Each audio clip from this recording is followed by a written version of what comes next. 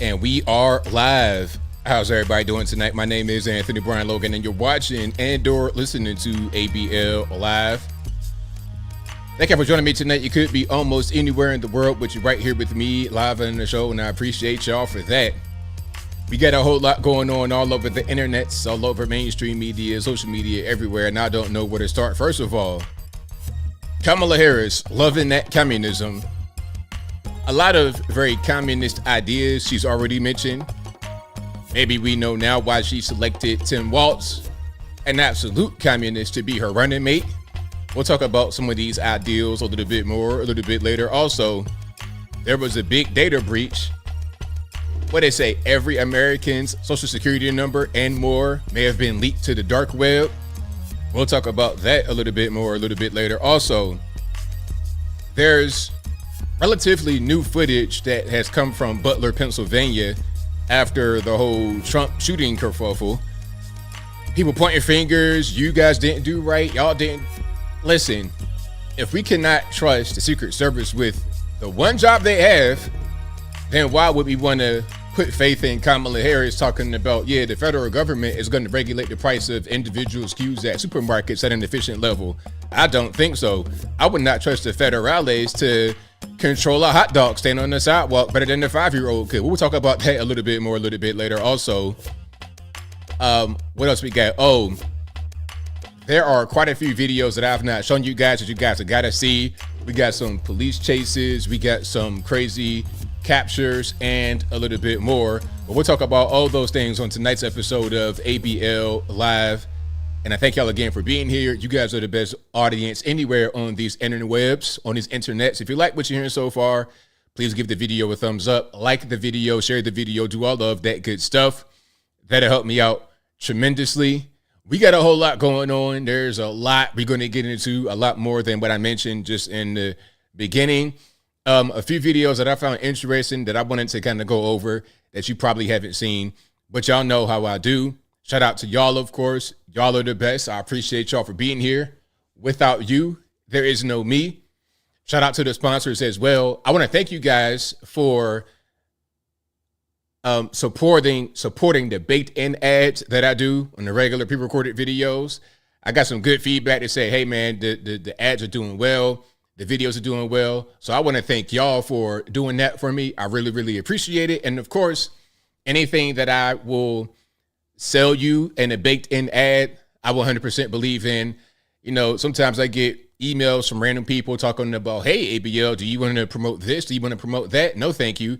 That's not really right up my alley, but some things I believe in, so I'll put them in an ad for you if you guys want them. Again, thank y'all for supporting the videos throughout the week and also for supporting the live streams. As I said, I could not do the show without you. And speaking about sponsors, y'all know how I do every stream. Shout out to patriotpost.us, your best source of news and information anywhere on these interwebs. Their link will always be in the description, or just go to their website through the browser, patriotpost.us. Tell them that ABL sent you. Also, go to my merch website, ablmerch.com. That is ablmerch.com. We got the hats, t-shirts, stickers, hoodies, mugs, and more right there on the website, ablmerch.com. Also, go to anthonyblogan.com. That is ANTHONY, the letter B, LOGAN.com. Go to the front page of the website. You'll be able to find articles for each video that I produce. And in the articles, you'll find sources from the left, from the right, from the politically agnostic, from the local, national, international, whatever you want. I got it. As long as it's legal, it'll be right there on the website, anthonyblogan.com. Also, go to the contact page of the website, anthonyblogan.com/contact us. There you're going to find my email address, my snail mail address, my UPS box, of course, my social media accounts, my Facebook, Instagram, Twitter, never going to call it X. All those things are right there on the contact page of the website. So if you're ever wondering if you are conversing with me or not through some kind of electronic means, you could just cross-reference. My email is very easy. contact@anthonyblogan.com. It's right there on the website as well. You can Google it. It's simple to find. If you are being contacted by somebody with a 1,897 digit WhatsApp number, talking about get rich quick, send me some Apple iTunes gift cards. I promise it's not me. And if you run into that on anyone's channel in the comment section, some random person, hello, my dear, please contact this number right now. I'll give you some money if you contact it. I'll give you a signing bonus. That's not how we sound. I don't know any YouTuber that does this kind of thing that sounds like that. And I don't know anybody, even if they do sound like that, that will try to ask you to send them some Apple iTunes gift card numbers, okay?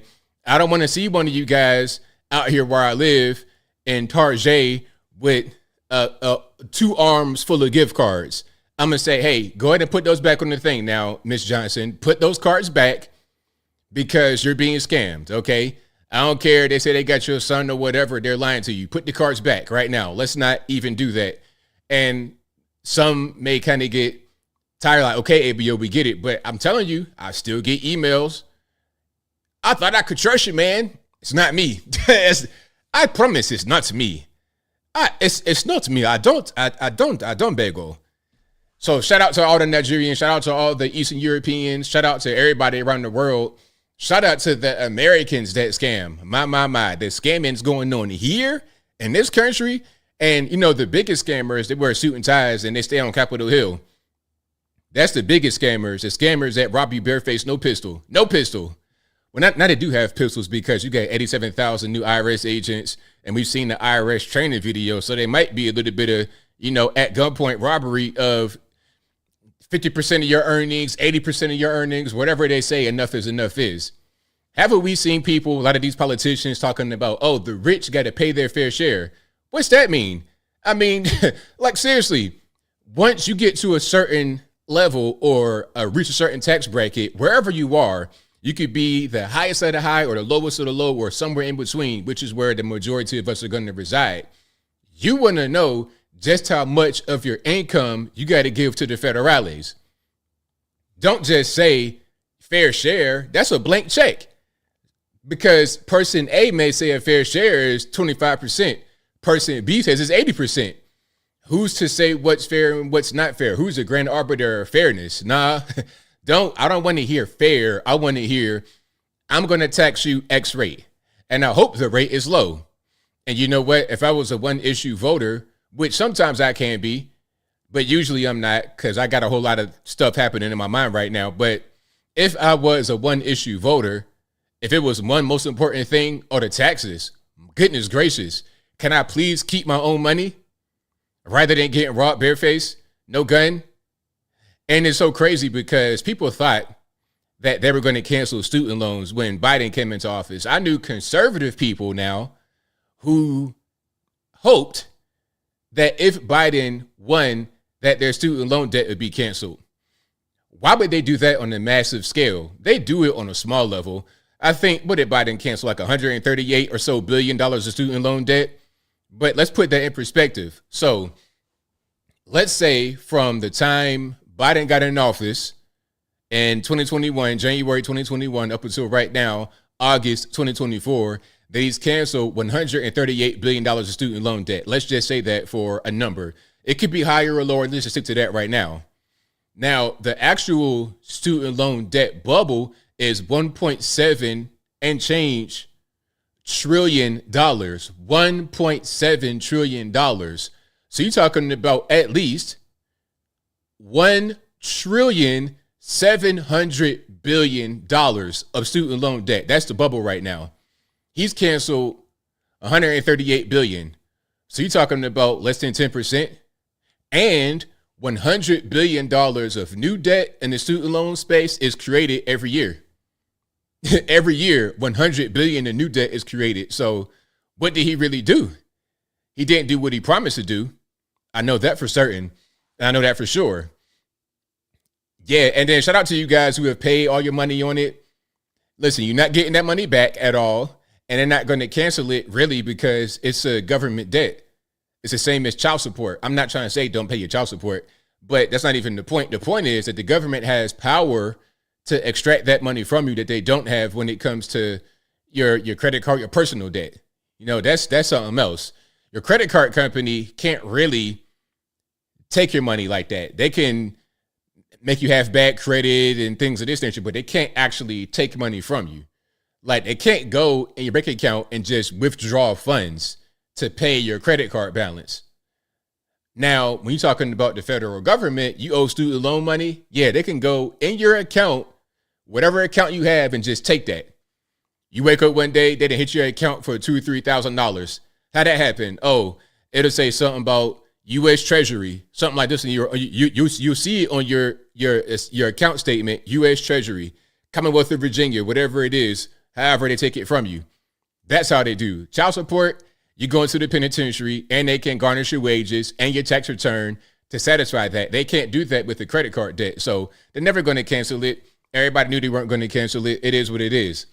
So yeah, the debt keeps getting worse and worse, and you're not really going to see it go down unless something is done drastically.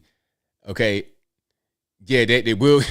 Mr. says, just like parsley, they garnish your wages. That was good. I'm going to use that. Shout out to you. You guys are very, very creative. Shout out to y'all. I really, really appreciate y'all. Yeah, the tax refund, a joke. All you did was give him an interest-free loan. Okay, you get some money back, and you just let them have it and let them use it for whatever. And then at the end, okay, here goes the money back. If they don't rob you like they did me, and they robbed me, no pistol, bare face. Yeah, okay, sir, we got your tax return. You have filed it. We owe you X amount of money, but we're going to give you Y amount of money, and we're going to direct deposit it, so you can't really dispute it. Or if you do dispute it, it's going to be difficult too because you already got some of the money.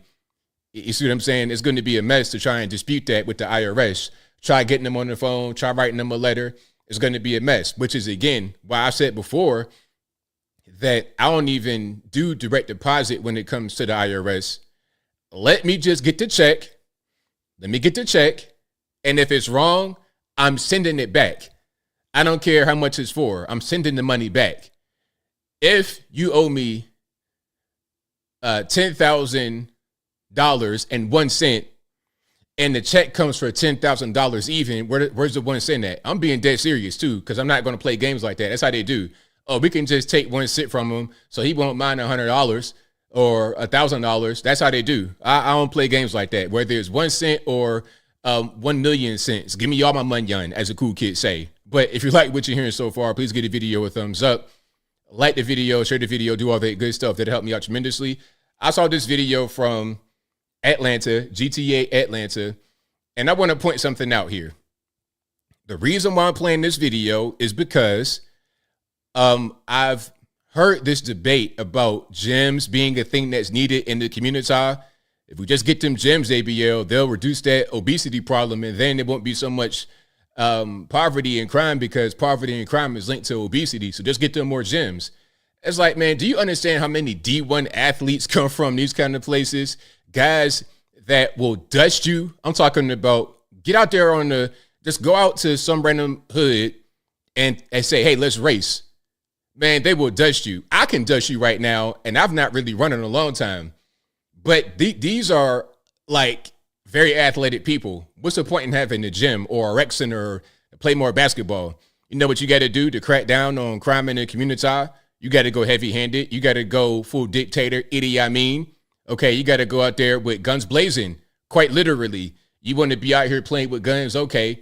In Virginia, you could be tried as an adult at age 14. Yes, you can. And you get caught with a pistol illegally, 5-year mandatory minimum, straight to the penitentiary. Straight to the penitentiary. Big rocks, little rocks. Okay, ain't gonna be no slap on the wrist. Ain't gonna be no, oh, well, you're gonna get good behavior. No, you're going to prison at age 14. You gotta go hard like that. See, even I knew that as a kid. I knew about mandatory minimums when I was like 10 years old. So I knew when I had my little toy gun with the orange tip, that looked real, but took the orange tip off, I knew I can't go around playing with this gun because the police see me. Now we got a problem. Somebody in the community sees me and think that I'm some kind of opposition because I was a big kid, obviously, then that's going to be a problem. So I knew, but you got to have these consequences and boundaries set. If you don't have any kind of consequences, no boundaries, it's just do whatever you want to do all the time, you're going to have a lot of crime and a lot of violence from the very same people over and over again. Now let's get to the video. Do we have sound? Yes, we do. Hold on. Let me start. So we got a chase, foot chase. Oh, fuck. And sorry for the cussing, blame the black man. Oh, shit. Stop! I'm gonna tase you! Now, let's look at a few things. Right when I saw this video, I noticed two things. First, the cop is not really in the best shape. He's not in bad shape now because I've seen some roly-polies out there. But I need you to work on your sprints, my man. Work on your sprints. You out here in Atlanta wanting to chase these 16-year-old basketball players. Man, please, listen. And young boy's he's in some flip-flops. He's wearing flip-flops and socks and dusting the cop on his foot, dusting him. Flip-flops, you know how hard it is to run at full speed in flip-flops? Not even sandals with the strap that you can tighten the tension so the strap stays on your foot. I'm talking about straight-up flip-flops and socks. Oh, shit. Stop! I'm gonna tase you! Yes, he's in slides. Actually, that's the appropriate way to describe those. The slides, Nike slides with the same ones that we all have.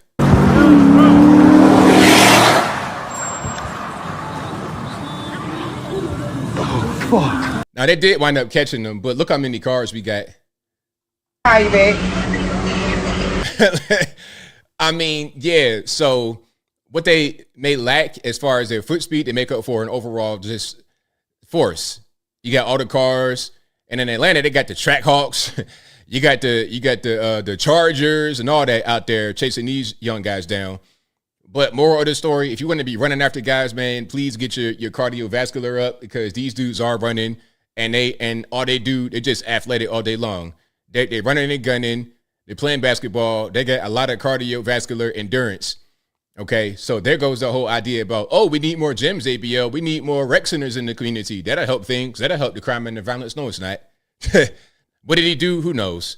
I think it was a traffic stop, and he just ran after they stopped him. That's what that was. Sapphire P, 15 cars for one man in flip-flops. Exactly. 15 cars for one man in flip-flops. Yes, the Hellcats. Well, it might not be Hellcat, but they definitely Chargers, Trackhawks, all of that out there. All right. So yeah, shout out to them for making it happen, though. Shout out to them. Now, here's something else. This is what they call jugging. You ever heard of jugging? Some of you guys know what that is. I'm gonna play this clip just to let you know kind of what's going on, so you could be aware of your surroundings every day when I'm anywhere, wherever I go. Whether I'm here, Nashville, Atlanta, or somewhere else in this country, I observe people and I see that they're not looking at their surroundings. People, they walk out in the street and don't look. People, they just kind of be in their own little world. And it's like, man, you got to be aware of your surroundings so you can kind of understand what's going on. And I think a lot of the crime and violence that happens is potentially avoidable, but not always if people are aware of where they are and what they're doing and what time of the day or night they're doing it. But I ain't trying to victim blame. I'm just saying I want you guys to be aware and safe as possible. Let's check it out. These are the terrifying moments when a couple was ambushed in their own driveway, both of them shot by masked men demanding money. The chilling doorbell video capturing Val De La Cruz, who was shot in both legs, pleading with the suspect, standing over him with two guns. One of them covers the camera. A neighbor came outside and the men ran back to the car and drove away. I can't even sleep. De La Cruz is in unbearable pain, unable to walk. Doctors say it could be 6 months. And his girlfriend, Kim Chambliss, was shot in her calf. The couple says Thursday, August 1st, started off as their monthly date night. We don't get to do it often just because we both work extremely hard. The couple capped off the night at the Hard Rock Casino. Val joked he needed to win money back from dinner and drinks. I hit and I got a jackpot. And, I was dancing. Not once to press their luck, the couple cashed out with about $3,000 and drove home to Riverview. Investigators say these two men, Marcus Jenkins and Tristan Wright, were watching them the So it cut out right there. Driveway. What happened at the end of the day, there was two guys that were watching them the whole time when they won their earnings. So they're watching them the whole night, and then they're waiting for them to depart. And when they departed, they followed them back home and robbed them. That's called jugging. And that can happen at an ATM machine. That can happen at a designer store. That's happened on the West Coast a lot, where a lot of these people would be at the, on rodeo, all that kind of stuff. And then there'd be some actual gang members that are watching them. You don't see them, but they see you. They're watching you. And then once you leave out of the store, you got your bags. You having your TMZ moment where you're getting caught by the paparazzi with a bunch of bags and the Starbucks cup to your face. All this, that, and the third. You get in your vehicle. They following you back to wherever you are, and they rob you. Or what they may do is tell you to see where you are, like where you're staying, and then they'll come back when they think you're not there, and they'll just burglarize. So it's not always a violent home invasion or armed robbery, but it can be that. You can get robbed right there on the scene at the store or nearby the store, or they'll follow you. If they follow you and they stalking you and they planning, that's called jugging, if you didn't know. All right, that's something that a lot of these guys are doing. But personally, I just know in certain places I don't need to be, and I try to be low key. I don't try to bring a lot of attention to myself. I never was the one to wear jewelry or anything that's like, hey, come rob me. I'm the guy with all the money. I got it right here in my pocket. I never was that kind of guy. I like these polo shirts. The reason why I started wearing these polo shirts is because they were easy to look, not like I smoke crack for a living. Rather than wearing a dirty white t-shirt, how about I wear a polo shirt that's not super expensive? At the time, I was getting them for like $5 back in like 2012, 2013. So it just kind of stuck as an easy thing to wear to make myself look somewhat presentable. Okay, that was my whole thing. And also to not be a big target. Okay, this guy got on a polo shirt and a pair of just chino pants. You know, he's not nobody. He's not a gang member or nothing crazy like that. I mean, just let him be. And I got the gray beard. Oh, that's OG. That's Unk. Let him be. But anyway, I got a video for you guys. This is out there in Outer Banks, North Carolina. And y'all know, if you've been watching for a while, y'all know, born in West Virginia, raised in Virginia Beach, Norfolk, that area. So Outer Banks is right there. You know, I've been to Outer Banks. Basically what the Outer Banks is barrier islands that they put houses on. It's literally one main road on the Outer Banks for the most part. Once you get down to Rodanthe and all that kind of stuff, it's one main road.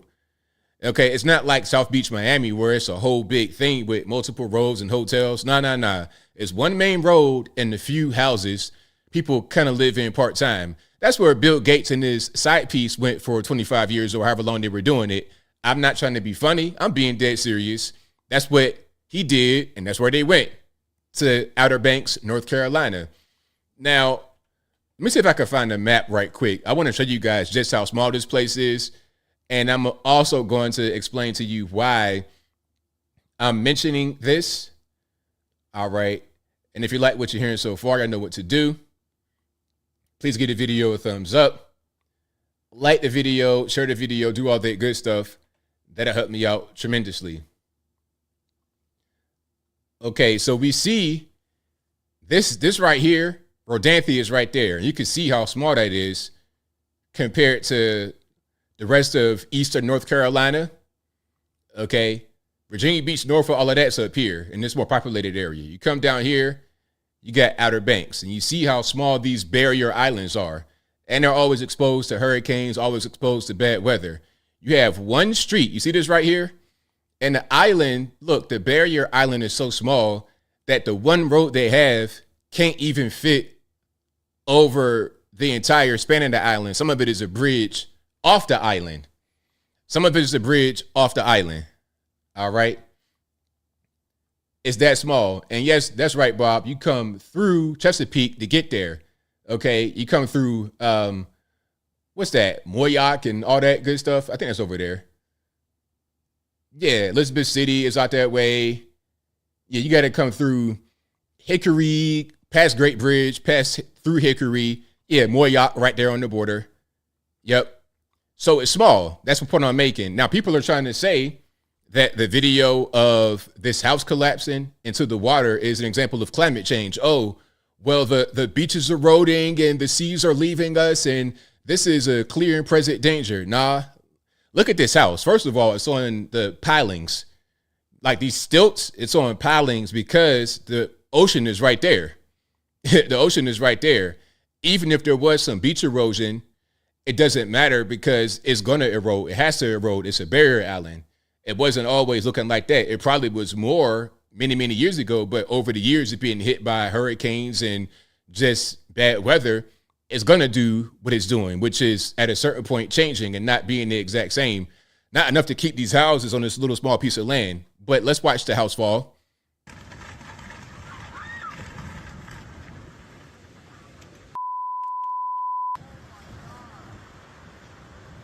So I'm turning the sound off, but the house is now floating in the water. It was already in the water. Where it was standing, the water was going up under the pilings. That's why it was on the pilings. And I was reading about this. It said it'd been there since the 70s and they just put it on pilings. I'm not sure if I believe that. So this house has been there since 1973, just got put on pilings. Okay, cool. So that's not going to compromise the structure of an old house like that. All right, whatever. But yeah, people are trying to say it's because of climate change and sea level rise. Nah, it's when you build a house in the water, on the beach, surrounded by water, you're exposed to the elements. This always happens. The houses fall in the water because you're right there on the beach, and the road they have that I showed you, that one road always washes out. Let it be a strong rainstorm, or don't let it be a hurricane. Forget about it. All of that is going to be damaged. It's going to be all damaged. It's nice down there in Outer Banks, but I would never live there. People, they have vacation homes there. So what'll happen is it's a lot of Airbnb, a lot of vacation, short-term stuff. Now what happens when these houses crash in the water, they leave a bunch of litter all up and down the coast. They said that they found debris from a crashed house 15 miles up the ocean front, 15 miles away. So that could have been in Virginia Beach. Okay, so imagine you go to Virginia Beach, you go to the tourist spot, you go to 17th Street, right there off 264, straight to where everything is at. You behind the oceanfront hotels having a good old time, and you got boards and nails and glass and whatnot from the fallen house all in the sand and everything else. Don't nobody got no time for that. So yeah, they shouldn't be putting houses right there. And when they do put houses right on the water, right in the hurricane prone area, that's going to happen. It's not climate change, unlike what some would try to tell you. Now let's get into that whole data breach thing. Did you guys see that?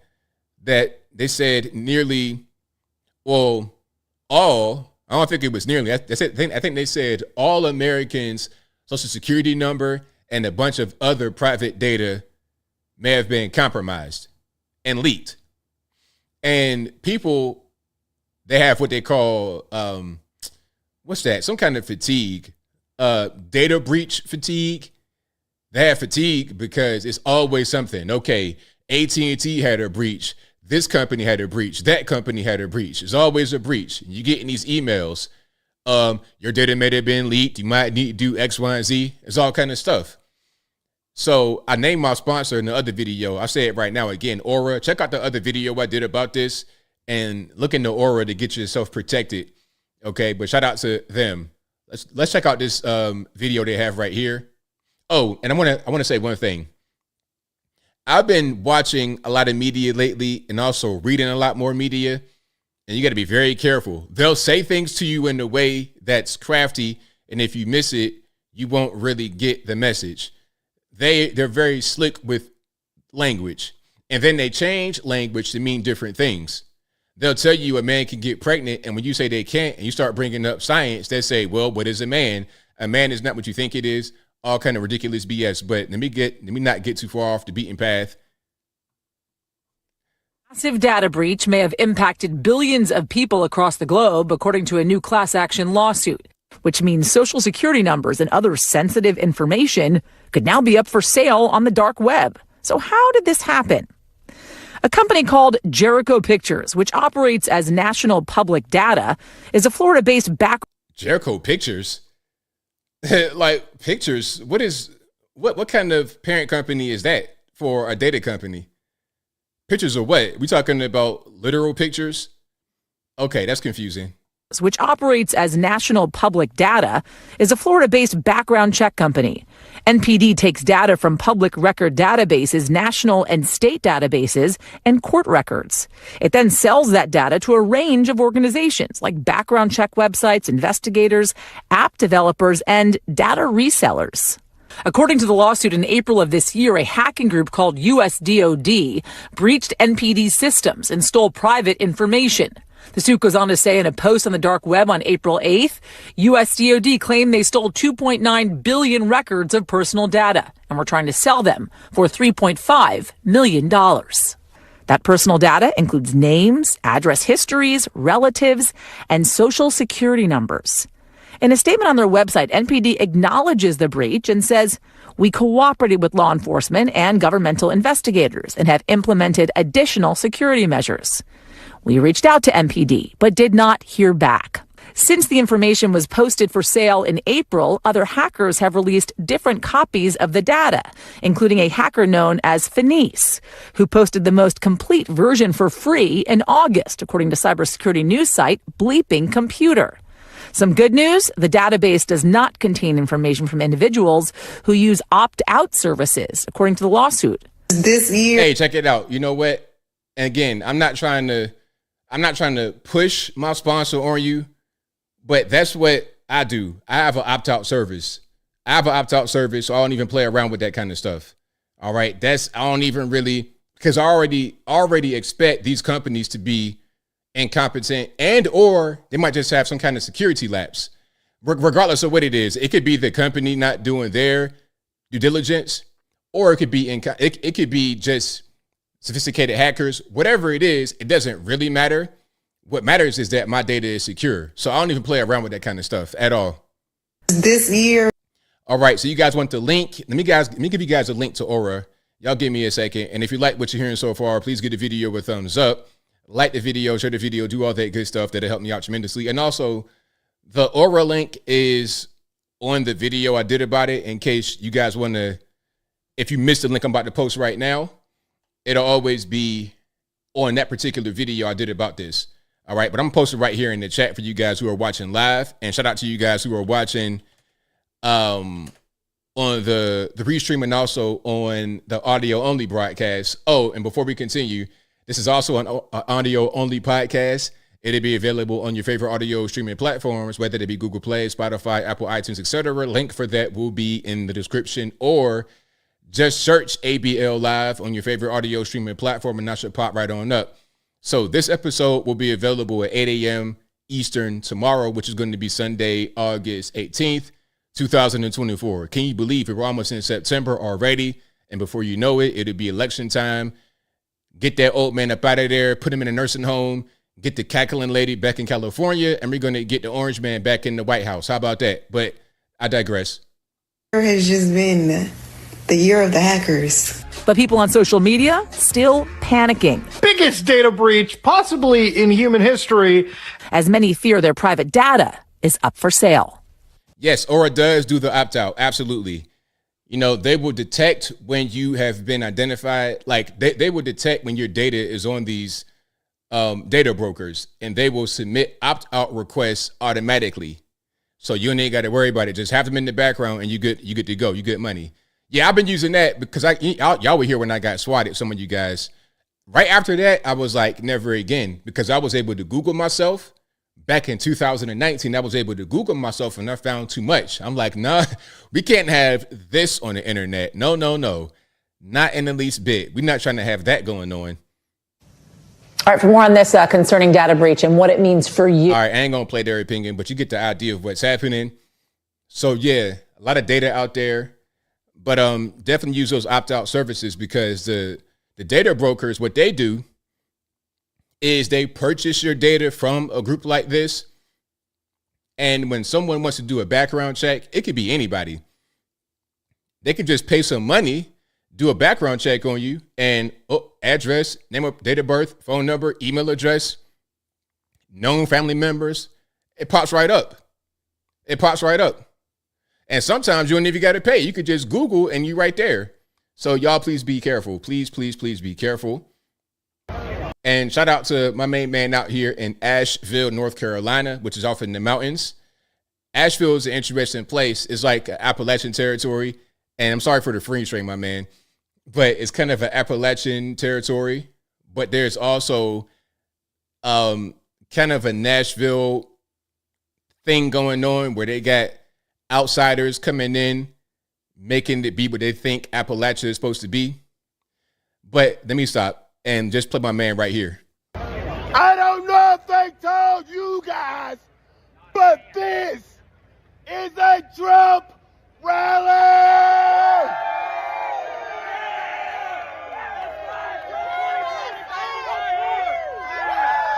We want Trump! We want Trump! We want Trump! We want Trump! We want Trump! So Asheville, North Carolina, you know one thing about Trump rallies, if you've never gone to a Trump rally, you might not even be a Trump fan. Just go and enjoy it, because the people there, like my man right here, looking like the black Randy Savage, will probably be your best friend. And everybody in there will be your best friend. Everybody's super cool, super nice. There's very few of the blue-haired weirdos. Sometimes they show up, of course. The blue-haired weirdos show up, but they be on the opposite side, just screeching for no reason. But when you go into an actual Trump rally and be with the people, it's nothing but love, nothing but positivity. Everybody's always super nice and kind to you at a Trump rally. So just go to one. You could be in the most white place in the United States, and it's going to be the same way. Okay? It is what it is. I've been to Trump rallies where it's 99.99% white, and I'm in there, and I'm just chilling. People are super nice, offering you food, water, whatever you want. So definitely, you got to go to a Trump rally. And speaking of rallies, we got a pretty good ad right here from Trump. Check them out. Hello, everyone. I only want you to donate to my campaign if you can afford to. Unfortunately, most of you can't afford to because Joe Biden is a disaster. Hello, everyone. I only want you to donate to my campaign if you can afford to. Unfortunately, most of you can't afford to because Joe Biden is a disaster. Trump is a funny guy because he'll say things that people would say, "Hey man, you probably shouldn't say something like that. Maybe you shouldn't say y'all broke." But at the end of the day, I mean, the message was the message. The message is on point. It's like the economy is rough right now, so I'm not even really trying to stress you about trying to donate to the campaign. I'm not trying to stress you. If you could donate, cool. But if you can't, I understand, because look at what Biden has done to the country. It's not even your fault. Okay, it's not even your fault. Not 100%. Unless you've just been, smoking crack for the past 15 years. But beyond that, you're working hard, trying to be a middle-class person, and you got these policies getting in the way. It's not your fault that that's happening to you, but let's come on back. Let's get the orange man back, and we might be able to fix some of this pretty soon. One of the main things is the illegal immigration piece. The illegal immigration, out of control. I've said this before, and I'm going to say it again, and I'm going to say it till the cows come home. We have spent, as a federal government, U.S. government, for at least now, because I know it's gone up since then. This was some months ago. They put out a study from a congressional GOP committee. They said that we have spent $450 billion with the B, $450 billion on migrants in just 2 years, since summertime 22 up until probably about 3 to 4 months ago. So I'm sure that the number has eclipsed 500 billion. 500 billion. And don't mention how much we give into Ukraine. This dude, Voldemort, comes to the White House every 2 months with a pair of green pajamas on, talking about, can I please give some more money? Having a handout to the U.S. as a sugar daddy. I want another house in Western Europe. I want a house in London. I want to live right there on the Thames River. I want to be in the Buckingham Palace. Can I please get $20 billion more?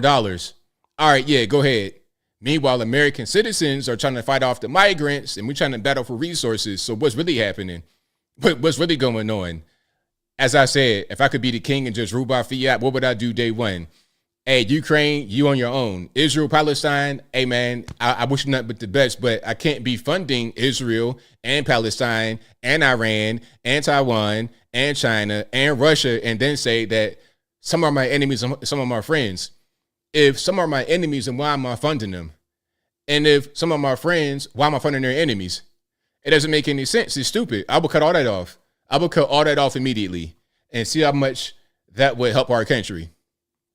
And if anybody has a good reason why we should be giving money to all those countries, I'd love to hear it, because maybe I'm not a politically intelligent person. Maybe there's a reason to be giving Ukraine billions upon billions upon billions of dollars every single day.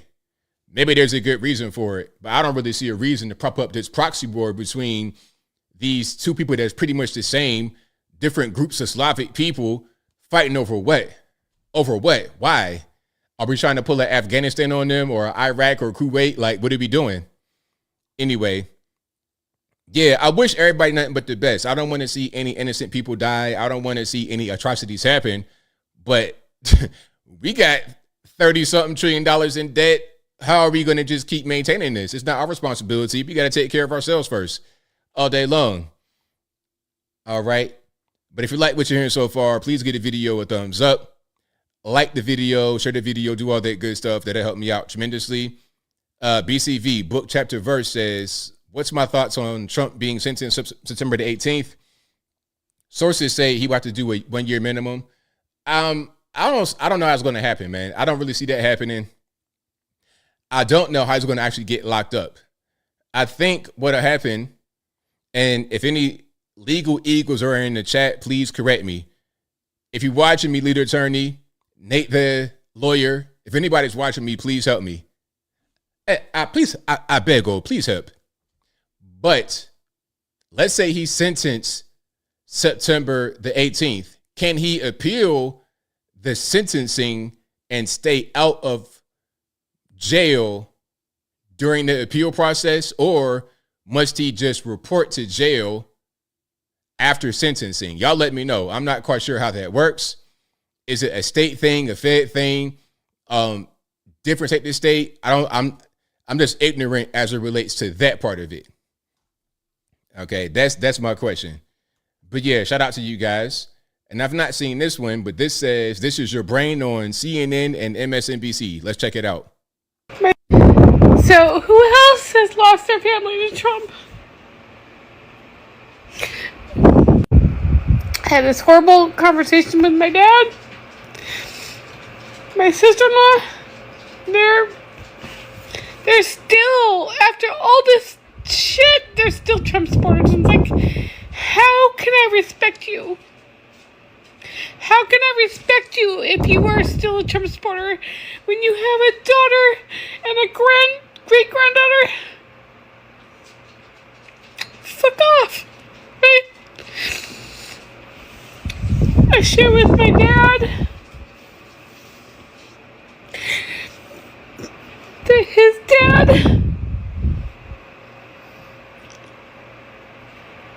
did bad things to me. And that, You know what? All right, I think I'm done with this one. Listen, I'm not trying to see you record yourself crying. Everybody, you have emotional times, whatever. Okay, you might need to cry. Something happens. All right, somebody get deleted in your family. You want to go have a cry. Okay, I understand. I'm not trying to be insensitive. Don't misunderstand what I'm trying to say. But if you start crying and then it's like, hey, you know what? This is a great time to record a video and upload it. Man, come on. Nah. Have your private time to yourself. All right? And crying about losing family to Trump, I don't really get it. But family is weird like that sometimes. Shout out to my family that's super cool and doesn't trip. But I got some family members, they just, some of these the older people, the older generation, people that's older than me. I'm not trying to say older generation because to some I'm the older generation, but those that are older than me, like your 60s, like late stage boomers in the community, they're not trying to hear any of this Trump stuff at all. You begin talking about that and they shut down immediately. No logic, no reason, just shut down. And I got some of my family members, they just can't take it. I'm like, look, uncle, cousin, whatever you are, ain't nothing I could do for you, man. You better go talk to your wife. Don't talk to me don't talk me to death. Anybody got time for that? Get a job. Shout out to you, Get a Job. Get a Job says, I lost my family to woke culture. Yeah, I mean, I've seen some of that. I've definitely seen some of that. But hey, man, it is what it is. As long as you're doing right and treating everybody well and with respect, that's all you can do.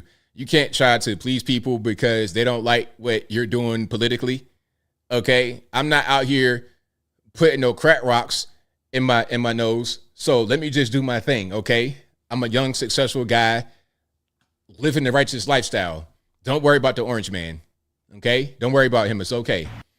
Now, someone questioned this gentleman on the internets.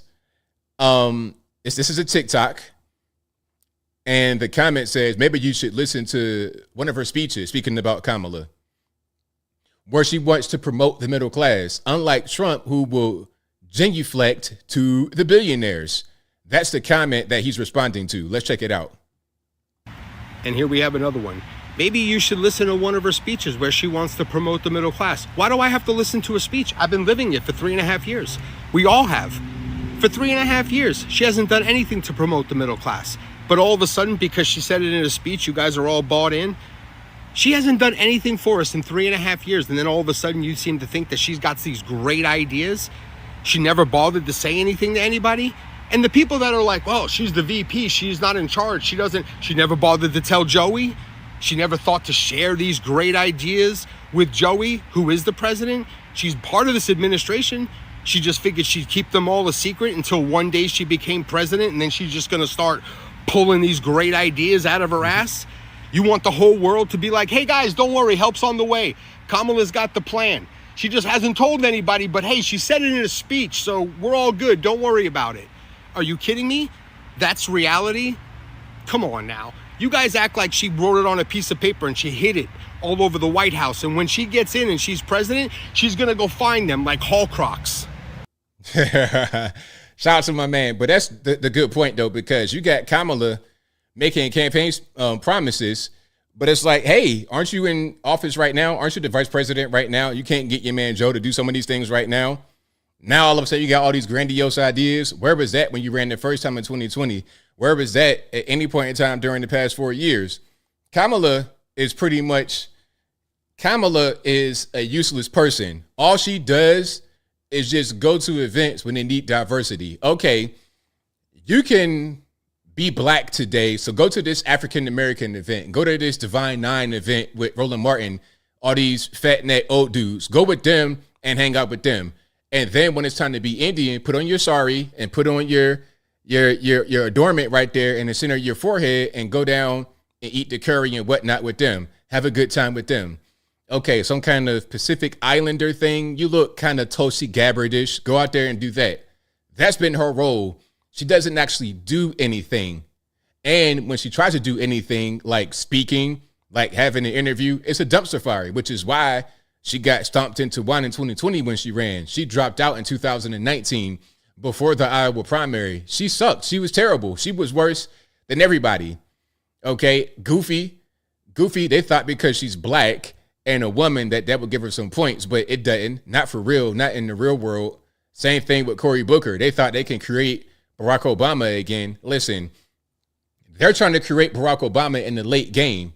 Barack Obama was curated from a young age from his white mother and Indonesian stepfather in Indonesia, Lolo Sotoro, back when Barack was Barry, short for Barack, Sotoro, over in Indonesia.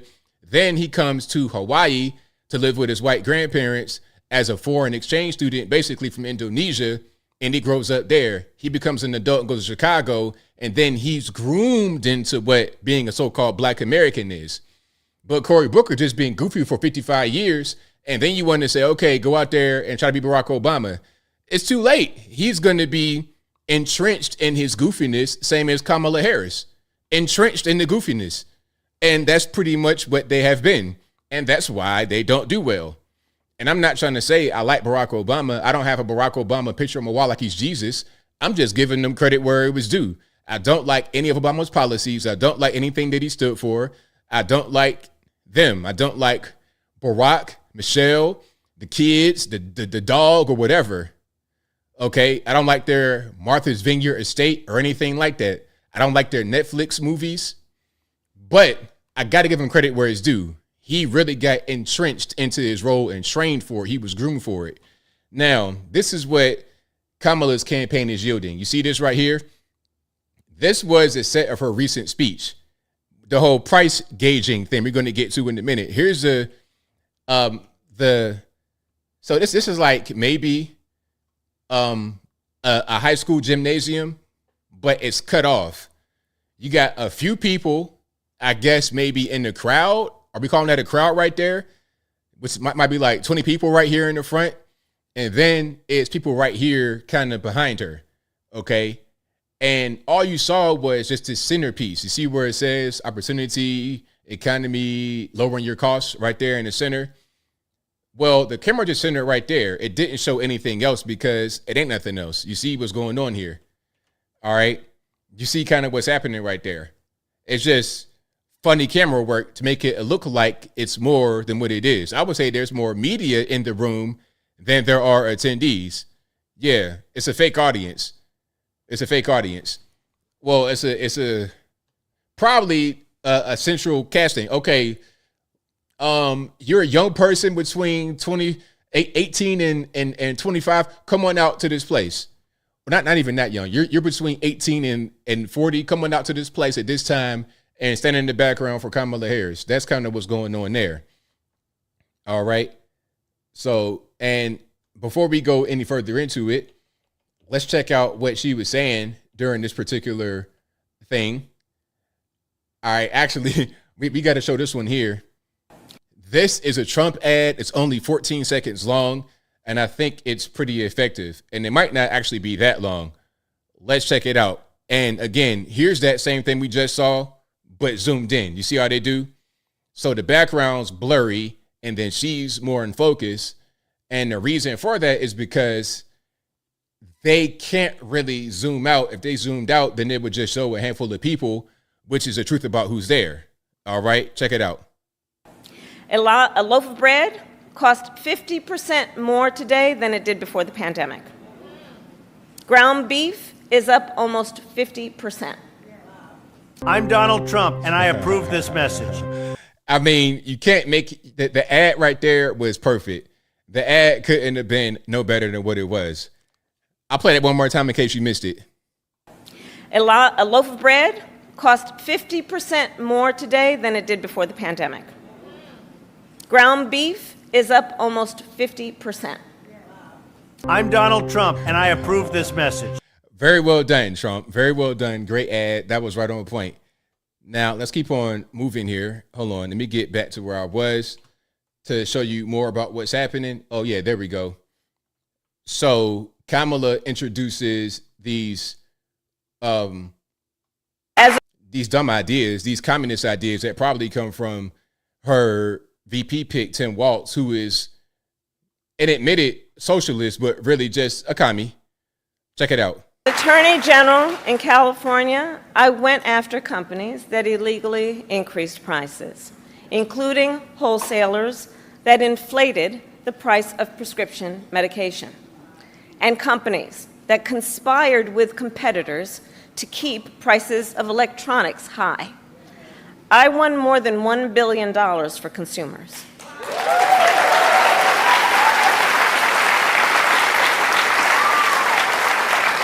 So believe me, as president, I will go after the bad actors.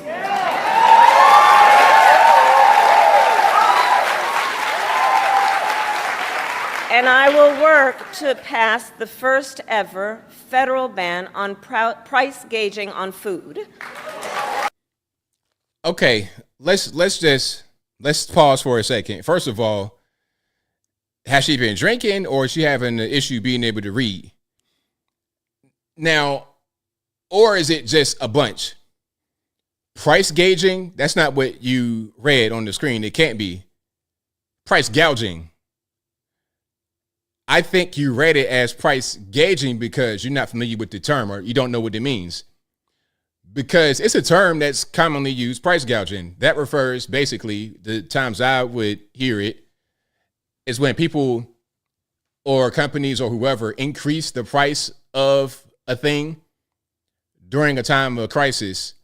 So, all right, you got a hurricane coming and all of a sudden the water and plywood and whatnot in the store may go up in price. Or the story I said up on the video about the guy that had the generators. I'm gonna show that in a minute, actually, because I think John Stossel, shout out John Stossel, he was the one talking about that story about the generators guy. But sometimes people need these things in an emergency, and you paying a premium for the convenience of that person having those things to sell you. I'd rather have a thing that I need, even if it costs me more, rather than not having it. And I don't think the government should get in the way of me being able to buy that thing. So when you try to say let's when you try to say let's reduce price gouging, not gauging, you're just really being anti-consumer.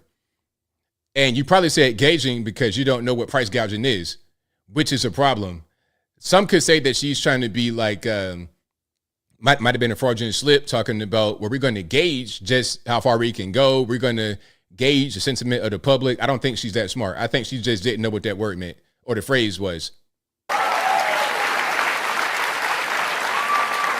My plan will include new penalties for opportunistic companies that exploit crises and break the rules, and we will support smaller food businesses that are trying to play by the rules and get ahead.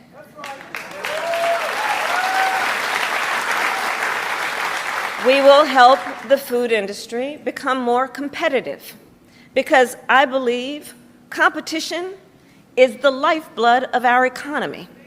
More competition means lower prices for you and your families.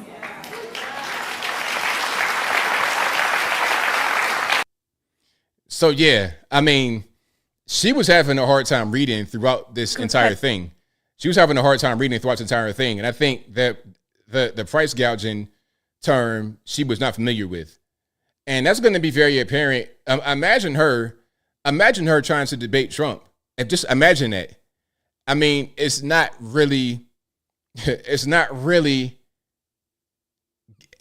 to be a bloodbath.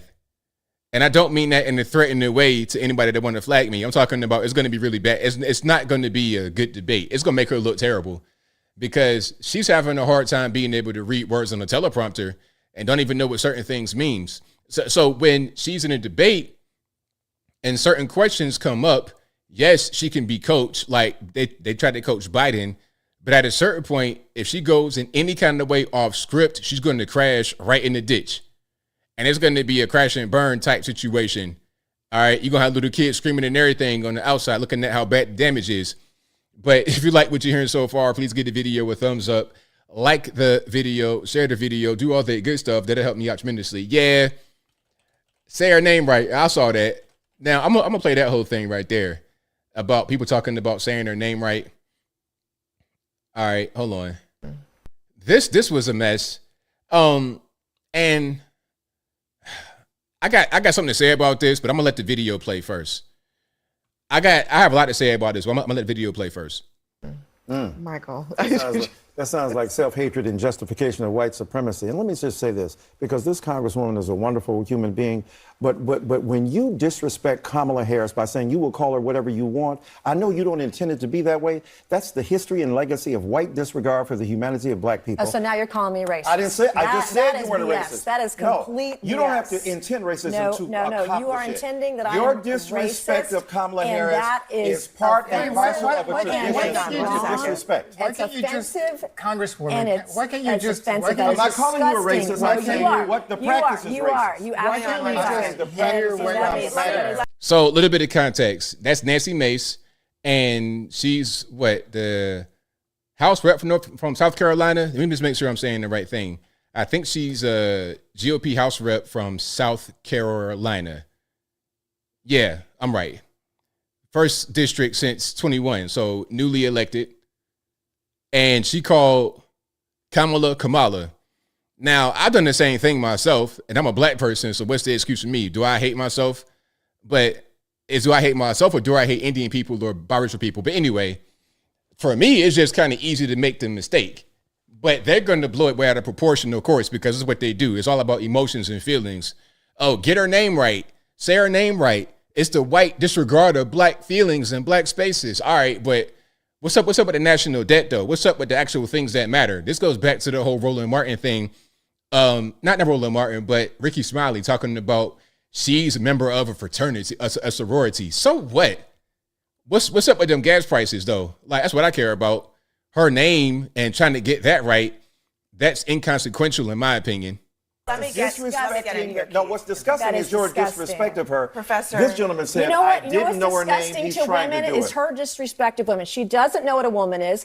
And if 25 years ago, white women don't have the ability to tell black women who paid the price of blood to make this country what it is to tell them they're not real women. 25 years ago, care for your babies 25 years ago, I became the first woman to graduate from. Michael Eric Dyson, you said that Nancy Mace, a white woman, does not have the right to tell a black woman that she's a woman or not. Listen, if you got Dennis Rodman walking around in a wedding dress on, he says I'm a woman, it don't matter who you are. You could be black or white, Puerto Rican candy stripe, male, female, young, old. You could say, hey, you know what? That 6'8" basketball player with the big muscles and the giant chin and the beard is not a woman. You could say that, and that's fine. You don't have to be any kind of color to say something that's so obvious. Okay? Put you and yourself in the wig. Am I going to say, hey, that's Michael Eric Dyson? Or am I going to say that's some new person's name? Come on, man. Let's not do the race game when it comes to that type of thing. From the Citadel, the Military College of South Carolina. I So fought call her my name way right. through it. So pronounce her name blood, right. sweat, Let and me tears. actually pronounce her name and right. Kamala Harris, if Kamala, I were a man, you said I this. will We don't call say you Nancy anything that I Mace. want. It's Come on, Kamala. it's You're Kamala. doing this You're on purpose, Congresswoman. That's disrespectful. Just a second. You can't expect people to If respect a your man service put on if a you don't skirt respect and walked hers. that stage 25 years ago. Now, I'm gonna pause it right there. I'm gonna give you my opinion. They're really offended at the whole name thing. That's been something. And I got two things to say about this. First, I do try to get the names right. So I always try to get everything right. It doesn't matter what it is. People have crazy names, and I always apologize for butchering names. I don't do it on purpose. So I'm not going to call her by the wrong name on purpose. I'm going to always say everybody's right name if I can. If I make a mistake, then my bad. Now, what shouldn't happen is I get tarred and feathered for making a mistake on somebody's name. Okay, if I'm reading the super chat and then somebody has this crazy name with 45 consonants back to back with no vowels and I mispronounce it, I don't want anybody to try to put me on TV and call me a racist. At the same time, I'm not going to do it on purpose. But beyond that, the name argument is a thing that shouldn't even be had on TV because let's talk about these actual policies. We're spending 5 minutes talking about how to pronounce a name, but how about where's the policies on the website? Do we have any policies? What, price fixing? We're gonna stop price gauging with price fixes like they did in the Soviet Union and Venezuela, and what they probably did it also in Yugoslavia back then. So I don't really get it. What's most important? I think we all know what's most important. But to go back to the whole thing about the price gouging, yeah, sometimes you're going to need price gouging because it helps people more than it may hurt. All right, let's look at this John Stossel video. He's going to give you an example of what I'm talking about. Are you smarter than a politician? Anybody? The answer is yes, if you are among the millions of students who, thanks to the charity run by this high school teacher, get to watch my videos in class. Should only take you a couple of minutes. Greeter, good. Shout out to the teacher who's showing John Stossel videos in class. Shout out to you guys. And I hope that maybe one of my videos was shown to a classroom. That'd be fantastic. I think some of you, at least one of you guys called in and said that you show my videos during homeschool. So I appreciate you for that. But we need more stuff like this because the Department of Education, I don't know what they're doing with their money. They're pretty much just twiddling their thumbs. And then you're talking about local jurisdictions putting all kind of weird stuff in the curriculum, LGBTQ, elemental P, X, Y, and Z. So if you have teachers that really want to teach their students the correct thing and not corrupt them, then they can use us as a resource. That'd be fantastic. Actually, not all the videos are mine, but the charity's called Stossel in the Classroom because I offer free videos to any teacher who wants video teaching aids for courses in economics, government, critical thinking, and current events. Watching and discussing the videos gives kids new perspective on things. But the people that accept welfare, over time, they lose the incentive to work. Every year, we hold an essay contest. Winners get money plus a free trip for them and their teacher to visit us here in New York City. This year's contest invited students to write about price gouging, a practice hated by the media and most politicians. Jeff Sessions and the President of the United States will not tolerate gouging. Gouging becomes an issue every hurricane season because after storms, some merchants raise prices. They're taking advantage of us. That leads politicians to pass laws that say, during a state of emergency, you cannot substantially raise prices, whether it's a hotel room, fuel, commodities such as water, generators. You cannot raise prices substantially. And that's what these bad people are doing. But what does that mean, though? What does substantially mean? That's up to whoever the individual is. Some person may say, like I said before, 30%, that's okay, or 30% might not be okay. It's all up to the individual. It's just so. What it's going to be, you're going to have a price. You're going to have price caps on things, and that's never going to work out very well for you. It's been tried. They tried it, and it's been disastrous consequences. Fortunately, our students get to hear a Nobel Prize-winning economist give the other side of the argument. The gougers deserve a medal. The gougers are heroes, said Milton Friedman, because they take risks to bring in goods that people desperately need. After Hurricane Katrina, one so-called gouger was John Shepperson. Watching news reports about Katrina, he learned that people desperately needed things. My wife just got out of the hospital, and she's very sick, and we need a generator. So John bought 19 generators, put them in a rented U-Haul, and drove it 600 miles to part of Mississippi which had no electricity. 5 million people in this region are without power. John offered to sell his generators for twice what he paid for them. People were eager to buy. People were excited. We had a product they needed. But Mississippi police wouldn't let John sell them. They called that price gouging. Instead, they confiscated his generators and locked John up in this jail. So did the public benefit? No. What do we need? Come on, guys. Generators. Food. So look, okay, the guy goes down there with the generators in a U-Haul. He drives 600 miles to where the people need generators. He says, okay, I got generators for sale. I'm selling them for double what I paid them. Now, why can't they buy them if they want them? Some may say that's price gouging. You're taking advantage of people. Well, where's the government at? We're paying all this tax money. They're robbing us barefaced, no pistol. We're paying money to the federal government. We're paying money to the state government. And yet we're still out here saying, hey, where's the food? Where's the water? Where's the power? So if y'all can't provide it for us, then why can't we get that on the free market? You see what I'm saying? Even if you guys could do that, why can't we go this way? Why can't I pay more for a generator if I want to? I need the generator. He has a generator. Y'all not coming with it. So what's up? You gonna put the guy in jail and take the generators? Nobody won. The guy got locked up for a bad reason, in my opinion. The generators could not go to the people who were willing to pay for them, because I'm sure before he got locked up, he sold some of the generators because people needed them. Listen, there was a situation in Virginia where people were without power for 2 weeks after a hurricane hit. 2 weeks. People were, it was a crazy time. And it was the summertime. People had to leave for a while and come back, like out of state. People were outside grilling because they couldn't cook inside. It was a mess. It was a whole big crazy mess for 2 weeks and some change after a hurricane hit Virginia. So if a guy just descends from the clouds above with a generator that costs more than it normally does, hey, man, I'm going to need that. I'm going to need that, man. I love to have power right now. I've not had power in 2 weeks, but then the government comes in and says, no, you can't have it. That's crazy. That's totally crazy. Somebody needs to bring these products to people when there are disasters and emergencies. And this is going to be one person that's not going to be there that they've took out of the equation. Exactly. So when you're talking about trying to put controls on so-called price gouging, you do stuff like that. So that's why I say the government just get out the way. The government needs to just mind their business and let us do our own thing. Let the citizens deal with what's happening on the ground. Y'all just deal with some of the bigger stuff. How about not focusing on Ukraine and giving them all the money that we have? How about trying to drill here domestically for oil rather than relying upon foreign nations? How about not trying to get into all these foreign conflicts?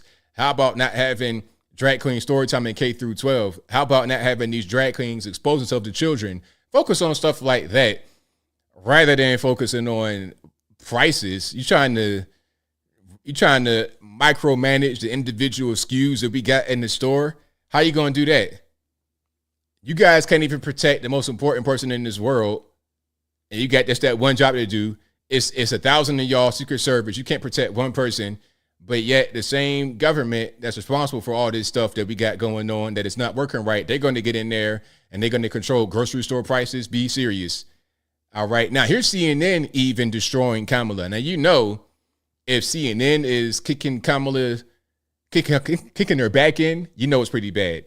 You know it's bad when CNN does not have nice things to say about their heir apparent. Catherine, I read your piece and I heard you just mention it. The federal ban on price gouging for groceries. You are skeptical of this. Why? Well, first of all, nobody can explain what price gouging means. It's like that old line about pornography. I know it when I see it.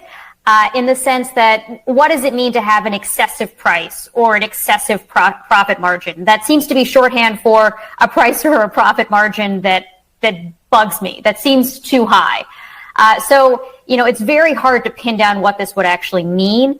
If you look at the legislation that, as I mentioned, is already in the Senate, led by Senate Warren and Senator Bob Casey and a slew of others, the particular way that this is written, which is likely to be the template for any proposal that Harris would eventually embrace, is especially bad in that it just bans excessive prices, grossly excessive profit margins, and says that the Federal Trade Commission can use any metric it deems appropriate to decide what that would mean. So they could just say, hey, you know what? I think that this is excessive, then we're going to crack down on it. How does that even work? Who's going to be the person who decides what's too much or what's not enough? How do you really do that? You can't. The market has to decide. If the market says that they're willing to pay this amount for this product, then so be it. Government intervention is causing a lot of these problems. Like the student loan debt bubble, it wouldn't be like that if not for the government guaranteeing these loans and letting every Tom, Dick, and Harry go to college that should not go to college, you know. Which basically says, like, it's not going to be markets, it's not going to be supply and demand that's determining how much your grocery store charges you for milk or for eggs. It's going to be some bureaucrat in D.C., which seems like totally unworkable, first of all, for the FTC to be deciding, like, how much Kroger charges for eggs in Michigan. But it also would be very bad for markets. We've seen this kind of thing tried in lots of other countries before: Venezuela, Argentina, the Soviet Union, etc. It leads to shortages. It leads to black markets, plenty of uncertainty. And beyond that, the specific way this bill is written might actually increase prices because of some of the other language in it. Things like requiring public companies to disclose in their quarterly reports, their quarterly earnings reports, how they're setting prices, which is... Yeah, so it's all bad. You don't want that at all. You don't want the communist stuff. But even CNN, they're trying to say, hey, that's a bad thing to do. People been calling her a commie. They calling Tim Waltz, Tampon Tim, they're calling him a commie. So if they're calling you a commie, it doesn't make much sense to go out there and propose a communist thing that has been tried and failed over and over again. You're going to have food shortages. You're going to be like, hey, man, can I please borrow a grain of rice? Can I please borrow a few of the bugs you got to get a little bit of protein in my body? It's going to be a mess. It's always like that every single time they try to do it. So it's a mess. Now, speaking about a mess, this is another clip from Kamala from the same cloud storage speech. Remember that? Where she was explaining what cloud storage was and basically said that it's something in the sky. All right, hold on. I'm going to play the cloud storage one first, and then I'm going to play the other one if you guys didn't see the cloud storage one. All right, check it out. So you're now no longer are you necessarily keeping those private files in some file cabinet that's locked in the basement of the house. It's on your laptop, and it's then therefore up here in this cloud that exists above us, right? It's no longer in a physical place. All righty, so it's just in the air. I'm not sure how this happens. How do you access this air? Do you just throw a USB? Hey, you just throw a USB up there just and catch it right quick? How does that really work? How do we access this data that's just in this cloud? When you go up in the air in the airplane, do you think you're just flying through data? Is that how that works? That's what she thinks cloud storage is. All right. Now, last I checked, cloud storage happened at like these big data centers, these big energy hungry data centers. Maybe I'm wrong. I'm no expert. I'm just a dude in this house talking randomly. So I don't know. I thought it was a data center and it's, pretty expensive. And, I thought the cloud referred to a certain kind of technology, but maybe I'm wrong. All right. Now, here's the same speech in which she wants to break down the word hypothesis. Hypothesis. That's today's word. Hypothesis. Check it out. There is this wonderful word that has a great meaning, and it's called hypothesis, which means that you have an idea, and then it is well accepted, it will be tested, and then you will learn whether it was correct or not, but there will be no pride associated with the hypothesis, because after all, it was a hypothesis. Right. And then you will reconvene and then create a new hypothesis. Right. Okie dokie. So I don't really understand. Maybe I'm missing the context behind that explanation. I'm not quite sure why we had to learn what the word hypothesis meant. I thought that we learned that in elementary school, maybe like second grade, third grade, something like that. That's a pretty simple vocabulary word.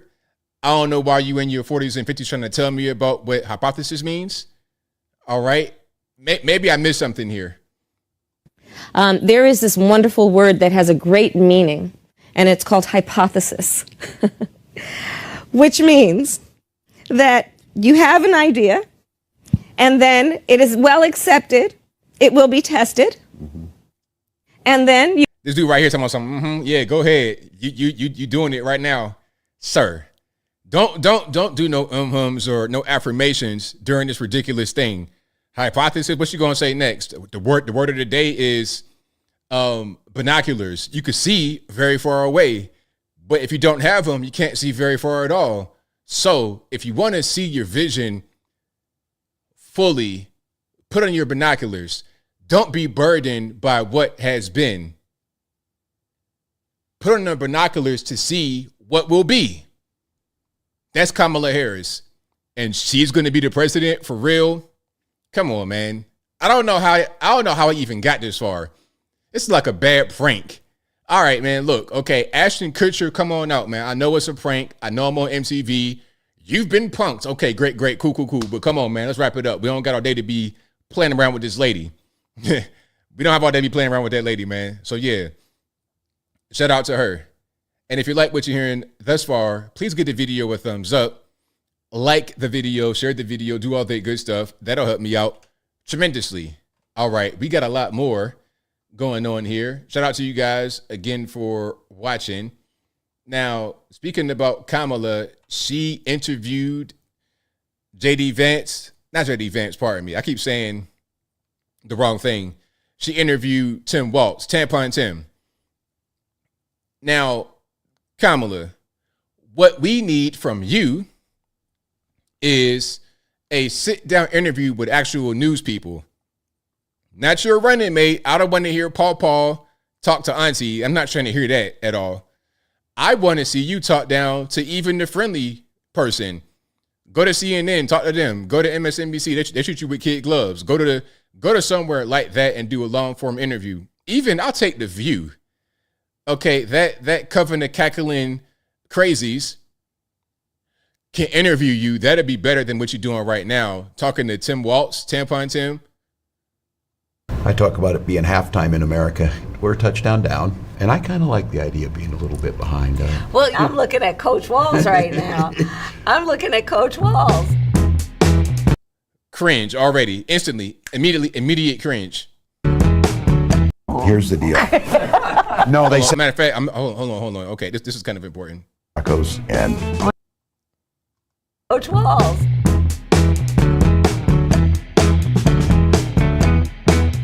like I have white guy tacos and What is like that? black, Like mayonnaise and tuna? What are you doing? pretty much ground beef and cheese. That's and, okay. Do you put any flavor in it? No. Oh. Here's the deal.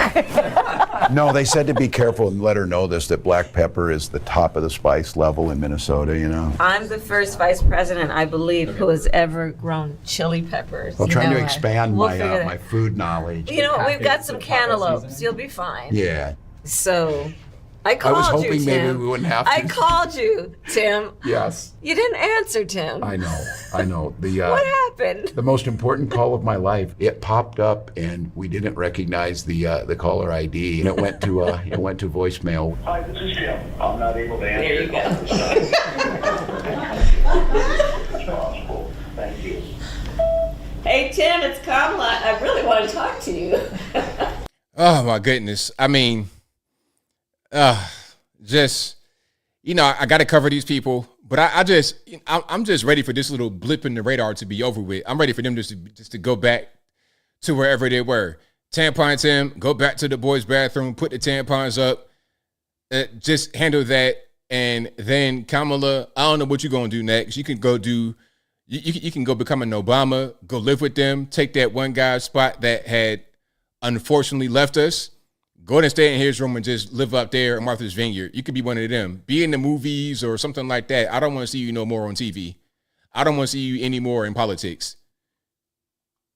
It is an amazing privilege for me. Also, I'm excited. I just want to be part of the excitement that you're generating. Well, we're doing it together, buddy. It's fun. We're doing it together. How have these last couple of days been for you? I can see where the energy comes. America is a hopeful country. Indeed. People are excited. In every one of those. What was this? The little foot kick? Did you see that? America is a hopeful country. Indeed. People are excited. In every Tim, what are we doing? Kicking our feet up? one of those One of these small gymnasiums. That's the kind of crowds they get. groups of thousands, sometimes over 10,000 people. You see. Okay, there we go. You see how they do? See, didn't I tell you from the very beginning, if you guys were watching at the beginning of the stream, I was talking about how the media does and how they do. They'll say things that are misleading, although it could be true. So you heard her say we've had crowds as many as 10,000. What is she referring to? You guys should know this because you've been watching what I've been talking about. What she's referring to is probably the Atlanta rally with Meg Thee Stallion, where she gave a free concert before Kamala came out. And when Kamala was speaking, people were leaving. Listen, Meg Thee Stallion, whether you know her music or not, it doesn't matter. The reality is that she's been selling out arenas all over the country. Arenas the same size as the place that she was at where Kamala spoke. So imagine if a rapper can sell out arenas all over the country, then go to Atlanta, the Mecca, and do a free show. If you sold out arenas, of course, a free show is going to sell out too. It's going to the reserved space is going to sell out. That's why it was so many in the crowd. But she'll take credit for that, talking about we've had crowds as many as 10,000. You see how they do? Seeing exactly who we are as America. Yeah. People from rural areas, urban areas, of every stripe and size and background. This is who we are as America, and we're all in it together. Yeah. And in this campaign, the only way we win is to keep the pedal to the metal for these next many, many days that we have. So, Tim, what's your relationship to music? Yeah. All right, that's pretty much enough of that. So that's Tampon Tim, the commie, and Kamala the commie as well, who wants to enact some communist policies. All right, so that's kind of what's going on there. But yeah, shout out to you guys. I appreciate y'all for watching so far. If you like what you're hearing so far, please give the video a thumbs up. Like the video, share the video, do all that good stuff. That'll help me out tremendously. Yeah, that was a whole interview. It's like 10 minutes. But if the best you can do as far as an interview is your VP pick, Tim Walz, who is going to just do whatever you're asking, say whatever you want him to say. He's pretty much a crash test dummy. If that's the best you can do as far as an interview, you're not doing very well at all. You need to really sit down for a serious interview and have that actual discussion. Now, I know I've shown you guys some cringe, but it's time for some more, okay? We got some Kamala supporters, a very diverse group. I'm going to tell Auntie and Paw, okay? I'm going to tell them to go ahead and just, if you're in trouble, please blink twice because it doesn't look very safe for you up here. These are Kamala supporters, and they got a little song for you. You ready? Check it out. We're not going back. We're not going back. Just like a tree that's planted by the water. We're not going back. Voting for our freedoms. We're not going back. Control of our own bodies. We're not going back. Just like a tree that's planted by the water. We're not going back. Voting for our sisters. We're not going back. All right, I ain't gonna torture you too much no more. But that's a song right there. So hey, we're not going back. We're gonna go forward. So we want to vote for Kamala. All righty. I'll tell you what, man. If I go there for a dinner, I might not make it out, man. If you see me with them and they're singing, we're not going back. If you see me walking looking crazy, please just come rescue me. Listen, if you see me looking like my man back here with the blue polo on, the black dude, if you see me in that position, I want you to bum rush this porch and save me. I'm going to need help if you see me in this position. I guarantee you. And come get my sister right here too. Come save us because we're trapped. All right.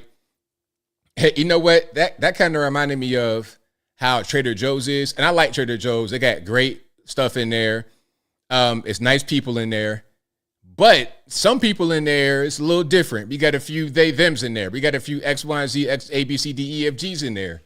And every now and again, I get a teensy bit uncomfortable, okay? I get a tad bit uncomfortable. And I feel like if an Antifa riot broke out, they might want to hold me hostage. We found a MAGA. We're going to hold them hostage. Man, look, I'm not trying to put my pistol on the they, them in the front of the... I rather would just go about my business, okay? So I get a little bit uncomfy when I'm in Trader Joe's because I don't want no smoke. I'm not trying to have the transformer up front stomp me in the wine. Because one thing about some of those transformers, they'll beat you up. They'll beat you up. Okay, I've seen it happen. I've seen the transformer in my family whoop somebody else in my family, but I ain't naming no names. I ain't gonna name no names. Maybe I'll tell that story in the future, but I've seen it. It was crazy. And the family member was dressed up, stomped him, boop, boop, boop, beat him down like it was nothing. And from that day on, I learned, do not judge a book by its cover. You think this dude that's dressed like Bruce Jenner is just going to be a pushover? He stomp you in the wine. So I don't really I don't really play around with stuff like that. But anyway, now speaking about Antifa riots and whatnot and the kind of crowd you're going to be around, let's look at what's happening. I think this might be DNC. It might be DNC, Chicago, if I'm not mistaken. How dare you! Now, I can't tell where this is. Is it Chicago? It might be New York, actually. It might be New York.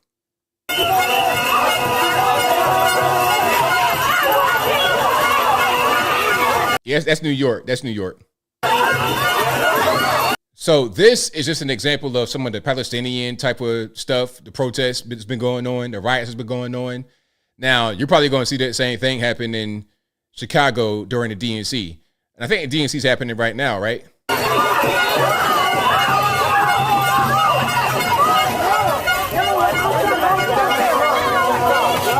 So yeah, you don't want to see stuff like that. So yeah, August 19th. So that'll be on Monday, August 19th through the 22nd. And as you guys know, that's where they're going to announce the nominee for the Democrats, presidential nominee. Now, here's what I think might happen. Aside from the riots and whatnot, here's what I think could happen. They may announce that Joe Biden secured the nomination because that's who people voted for in the primary. They did not vote for Kamala. People talking about well, she was on the ticket. You voted for her too? No. She was selected by Biden, not voted by anybody, to be his vice president, not to be the president. Biden was elected, quote unquote, as a president. Biden, in a Democratic primary, won the nomination, not Kamala. You can't just say, oh, my running mate won because I won. That's not how that works. Did nobody vote for her? And it'd be the same thing. See, look, if it was like that, if you voted for the vice president and the president, then you would have to declare your vice president before the primaries began. So everybody who voted in the primary would know that, and they could make a decision based on that. But in the case of Donald Trump, he did not reveal J.D. Vance until the convention, until the RNC where Trump got selected. So that's not how it works. But anyway, shout out to her that they're probably going to announce Biden won, and he's going to reject a nomination.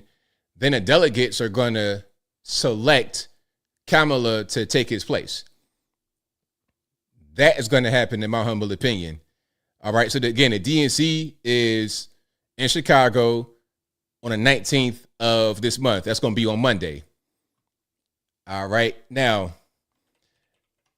have you guys seen this picture right here? It's kind of floating around. This is J.D. Vance. Okay. This is J.D. Vance as a senior in high school. All right. Now, it says, this is from Republicans Against Trump. It says DailyMail.com has obtained a photo of J.D. Vance posing with 3 female classmates in the boys' bathroom during his senior year of high school in Ohio. So weird. Now, what's weird about this? I see a millennial kid that is like my age, but obviously was a lot younger here, high school days, just with an innocent senior picture. It's like obviously a joke, okay? Now, I can tell you what's not in this picture. What's not in this picture is tampons, okay? It's not tampons in there. You don't have actual transgenders using the girls' bathroom in this picture. It's just a high school picture. JD might have been 16, 17 right there. Girls, same age. It's a high school picture. It's not that big of a deal. It's nothing burger. It's a complete nothing burger. Okay. Now, they want to post this, make it be a big deal for some reason, although it's not. But then when you say, hey, what is a woman? Can a biological XY man who now identifies as a woman compete against women in the Olympics? Can this man beat the brakes off of women in boxing?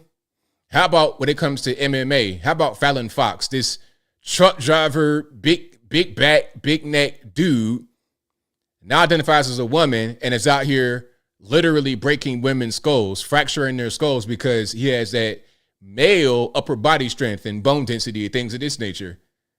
Oh, that's fine, though. That's totally fine. Hey, you want to be a man and beat the living daylights out of a woman? Go ahead. All you got to do is say you're a woman. But an innocent high school picture from J.D. Vance is newsworthy? Come on, man. Like, we got to be consistent. If that's newsworthy, then why are you allowing this guy who advocates for tampons in boys' bathrooms to become the vice president, potentially? It makes no sense. All right. But if you like what you're hearing so far, please give the video a thumbs up.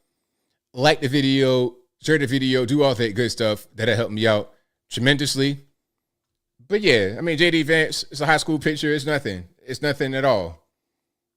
All right, let's keep on rocking and rolling here. We got a whole lot more going on. And where are we going to go next? there's quite a few places. Oh, speaking about the young lady or the man, now they gave the male boxer, the XY chromosome boxer, Iman Khalif, they gave this person a feminine makeover. Now, my question is, why do they need to give this person a feminine makeover? All right, so I'm not gonna play the sound. It's just music in the background. All right, and then that's the feminine look.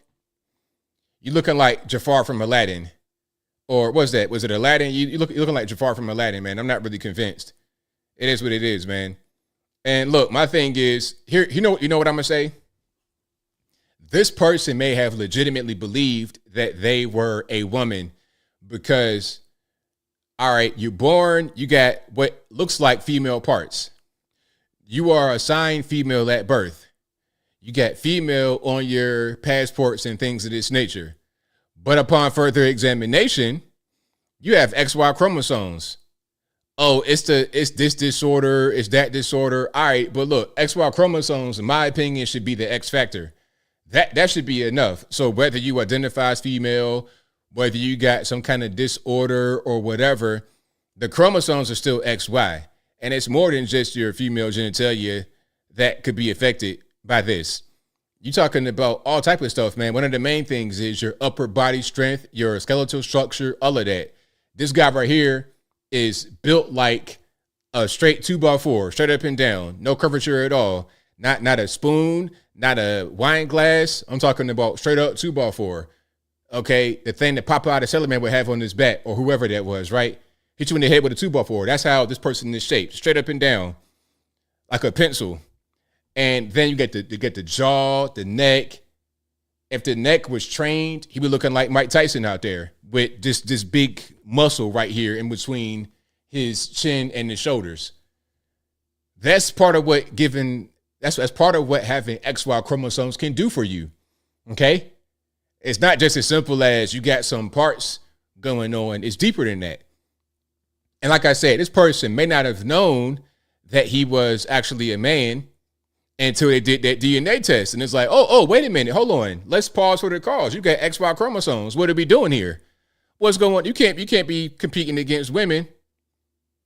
So because some are going to say, well, this person was allowed to compete before ABL. Well, they didn't do a test. It just said, okay, you got your lady bits potentially, and you look kind of feminine a little bit. You kind of bulldaggery, but you're still a woman. You know, I've seen some bulldaggers now in my day. I've seen some bulldaggers that will have no problem just stomping you in the wine.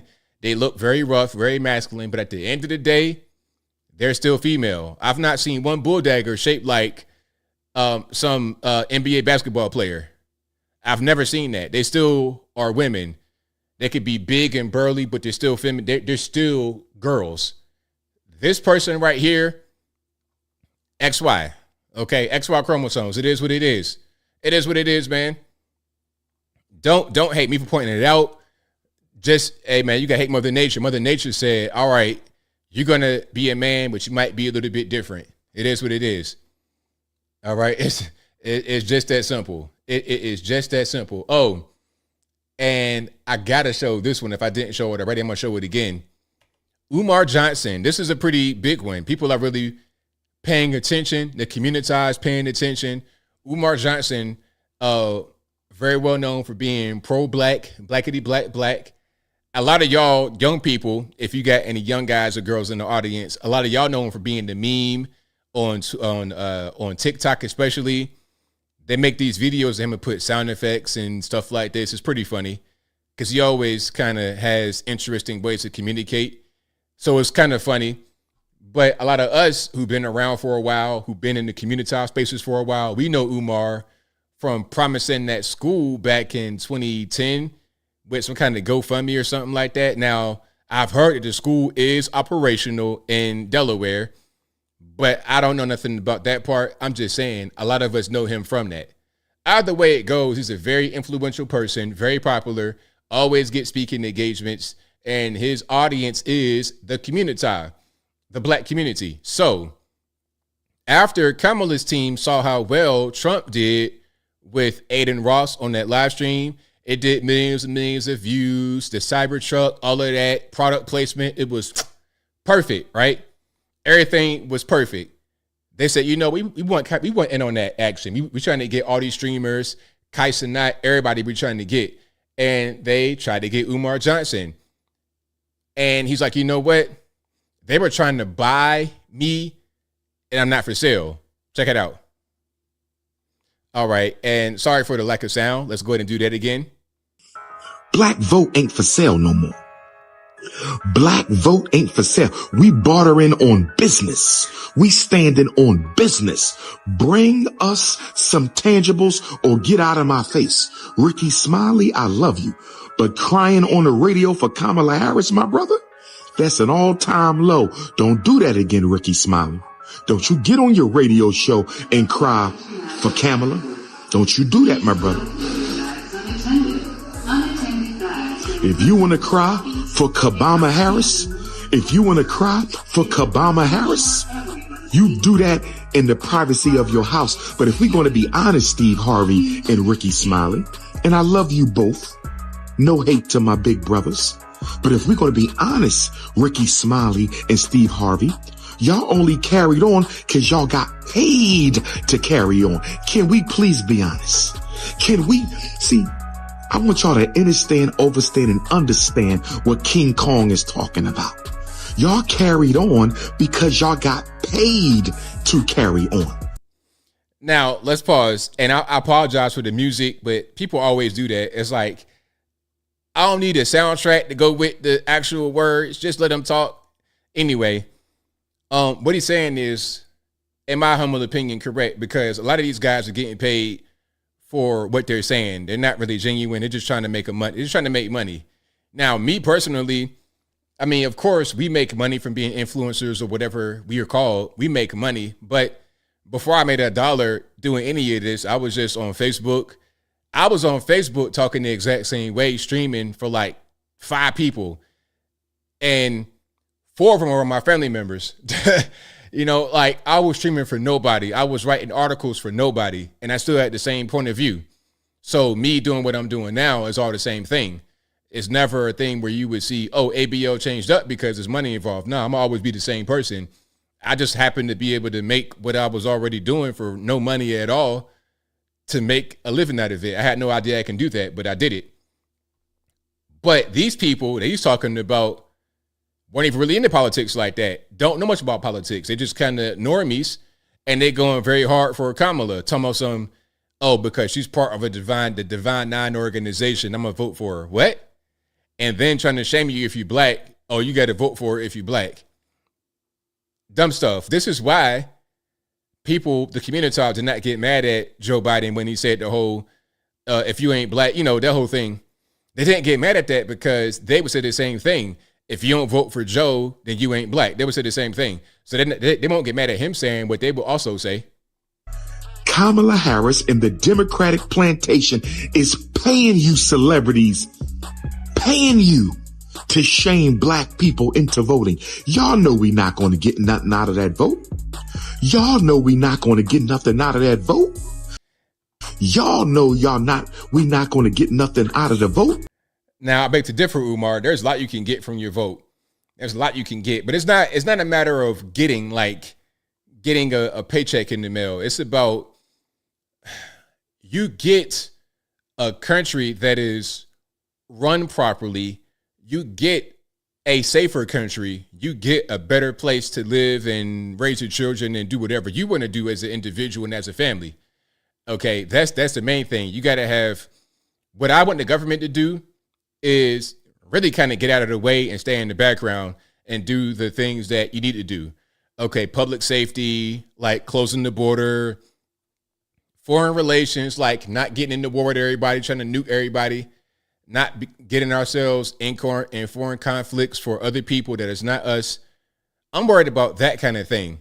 That's what I want to, quote unquote, get from my vote. I don't need the government to come by the house with a bag of goodies. I don't need that. I need y'all really to kind of just get out of the way and do basic tasks in the background. That's all I need. Everything else, I got it. I promise I do. But they being paid, y'all being bought They offered me $10K for an interview with Kamala Harris. I don't want your money, but we can definitely do the interview. They offered me $10K for an interview with Kamala Harris. Yes, we can do the interview. Keep your damn money. So he's saying that Kamala's team offered him $10,000 for him to interview her. They would give him $10,000 to interview Kamala. So, of course, if they're giving you money to interview her, then what they want is a favorable interview. They're probably going to send you talking points to stick to and say, hey, okay, check it out. In return for this money, we want X amount of time, put it on this platform, that platform, and you can only ask these few questions, and it's going to be on Zoom. So you're going to get in on a busy day. She's going to sit right in front of her computer. It'd be this right here. It'd be something like this joker right here. Matter of fact, I'm going to show you how this whole thing works. Can I do it right quick on live? Hopefully I don't crash my whole stream. Knock on wood. Okay. But this bad boy right here, you see what it is? It's a teleprompter. Okay, look, that killed my whole thing. Okay, there we go. You see, look, now there's words in that. You probably can see it. There's words in that. Now, if I was a scroller, I ain't gonna scroll it right now, but if I scrolled it, words would come down right here. I could put it right over that camera and you couldn't even see it. Matter of fact, hold on. We're going to do this live. And shout out to everybody watching. We're going to do this live. See, look, you can't even really see that it's right there. The teleprompter is right there. So all you're going to do all day is sit right here, cameras, everything, handlers right here, lawyer, whoever right here, and read from the teleprompter when she need to. Okay, he'll ask her a question. They'll be in the back typing it up, feed it right to the teleprompter. Boom, she got the answer. Simple. She'll be doing that. That's pretty much how it's going to operate. And that's what they want him to do. They want him to be, there we go. They want him to be able just to fit in like everybody else. Okay. She'll be in a chair from 10 to 1. You got 10:45 to 11:15. All right. And then that'll be it.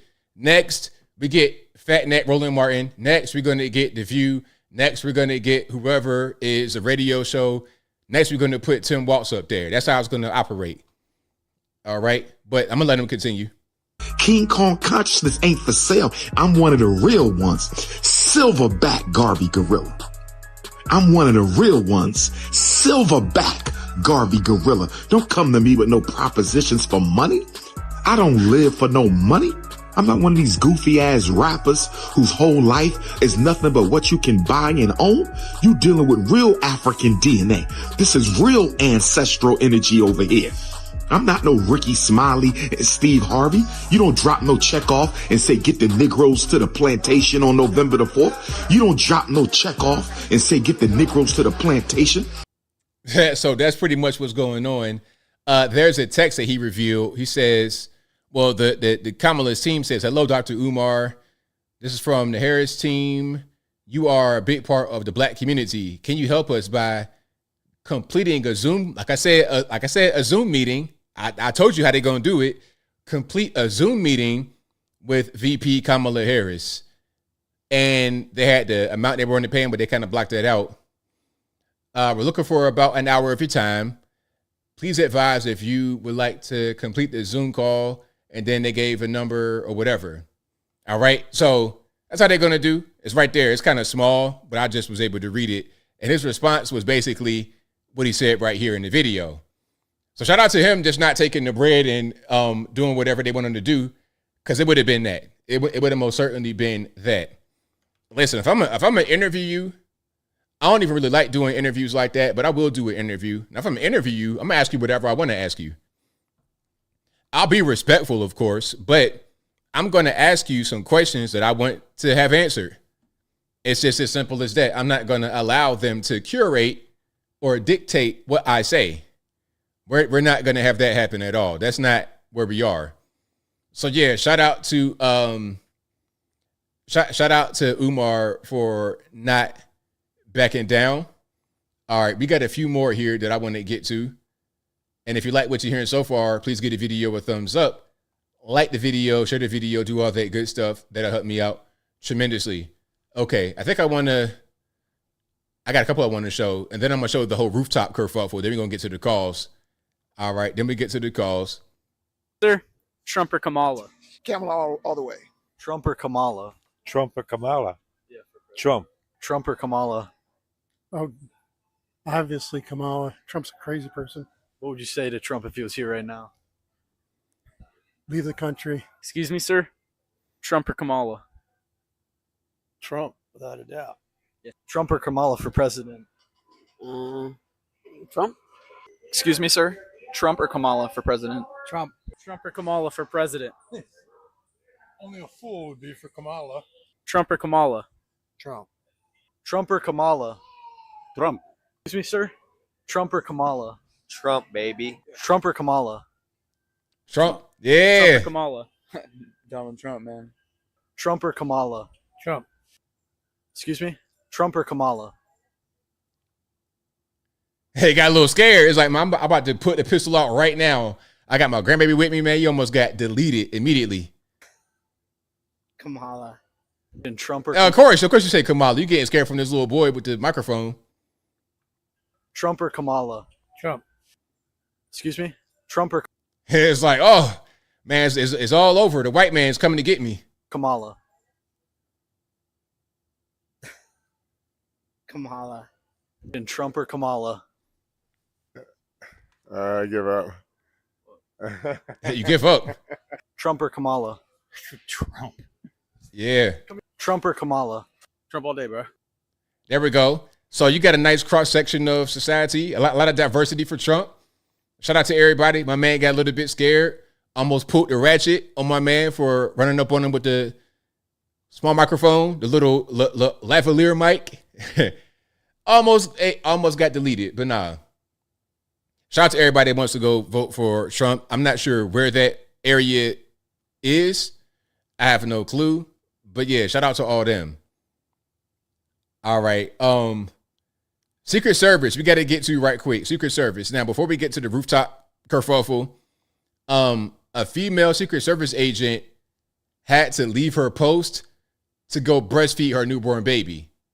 Now, listen, shout out to all the moms out there breastfeeding and everything. I appreciate you guys for what you do. You guys have to nurture life, and then, you bring about life through gestation, not much gestation, more or less, depending upon what's going on. Then after birth, you got to take care of the baby. You got to raise, and you got to do everything for the baby, including breastfeeding. But maybe, just maybe, you shouldn't be part of the team that's protecting the president if you got to stop and then go breastfeed. I'm just saying, maybe take a little break and come back when that's not really going to be a thing. That's just what I would say. I don't know. Maybe I'm wrong. Maybe I'm wrong about that. I have nothing against breastfeeding women. Shout out to you guys doing what you got to do. That's natural. That's how humans are. But you still got to do your job. You can't just abandon your post. Oh, I got to go breastfeed. No, that ain't happening. And I wouldn't care if you were male, female, whatever. You need to stay to your post. It needs to be like a deeper reason than that. And again, this is part of the reason we're talking about the Secret Service. It's just not really on top of their game. The Secret Service detail that's guarding former President Donald Trump. So this coming from Real Clear Politics, reporting that a female Secret Service agent abandoned her post in North Carolina to breastfeed her baby during Trump's visit yesterday to the Tar Heel state.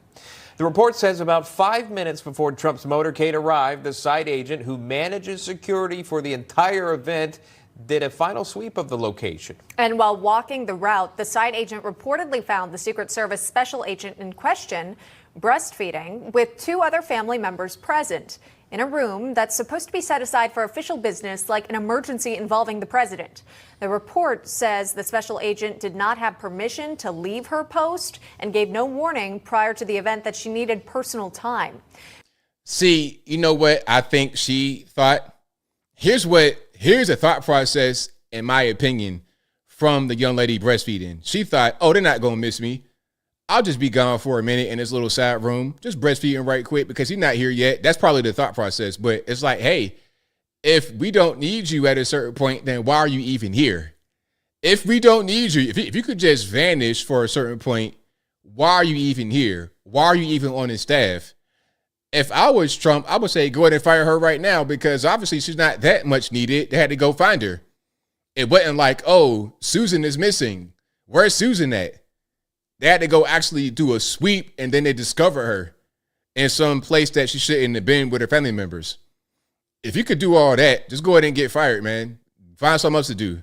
Because clearly your job is not really that serious. It's not really that important. If you could just vanish and they got to come and find you. Working Secret Service agents are prohibited from bringing children or any family members, for that matter, on a protective assignment. All right, still working on clarification and details on this, that coming from the reporter for RCP. So they can't bring kids or family, but she had her baby and her family in a secret room, or a room that was set aside for actual things going on, like actual emergencies, actual things dealing with the president. See, this is what I'm talking about. The Secret Service, the federal government, and a lot of these agencies that are government adjacent, they're just incompetent. They're incompetent. And then they'll be the ones that say, hey, we can control your life for you. We can monitor your life and control it. Just trust in us. Yeah, we're going to do price gauging. What'd you say? Price gauging. We're going to do all that because we're the government and we know what's best. They don't know a thing. As I said from the jump, I would not trust the feds to run a lemonade stand, let alone to do anything else beyond that, at least not right now. But yeah, imagine that. Imagine being a Secret Service agent and just bouncing. Now, this is some more footage from the Butler, Pennsylvania kerfuffle. I think this might be after the shooting. So let's check some of this out. I need 5036, 5030, start towards the farm show. I fucking told them they need. And sorry for the cursing, but this is going to be kind of a high stress situation. I believe after the shooting took place in Butler, Pennsylvania. To post the guys fucking over here. I told them that the Secret Service. I told them that fucking Tuesday. I told them to post fucking guys over here. I have no contact. Now, anybody could have said post guys over there because it was obvious. Like, this is a place you could just get on top of that roof. It's not a very high roof. You could get on top of that roof with a small ladder or a box or something like that.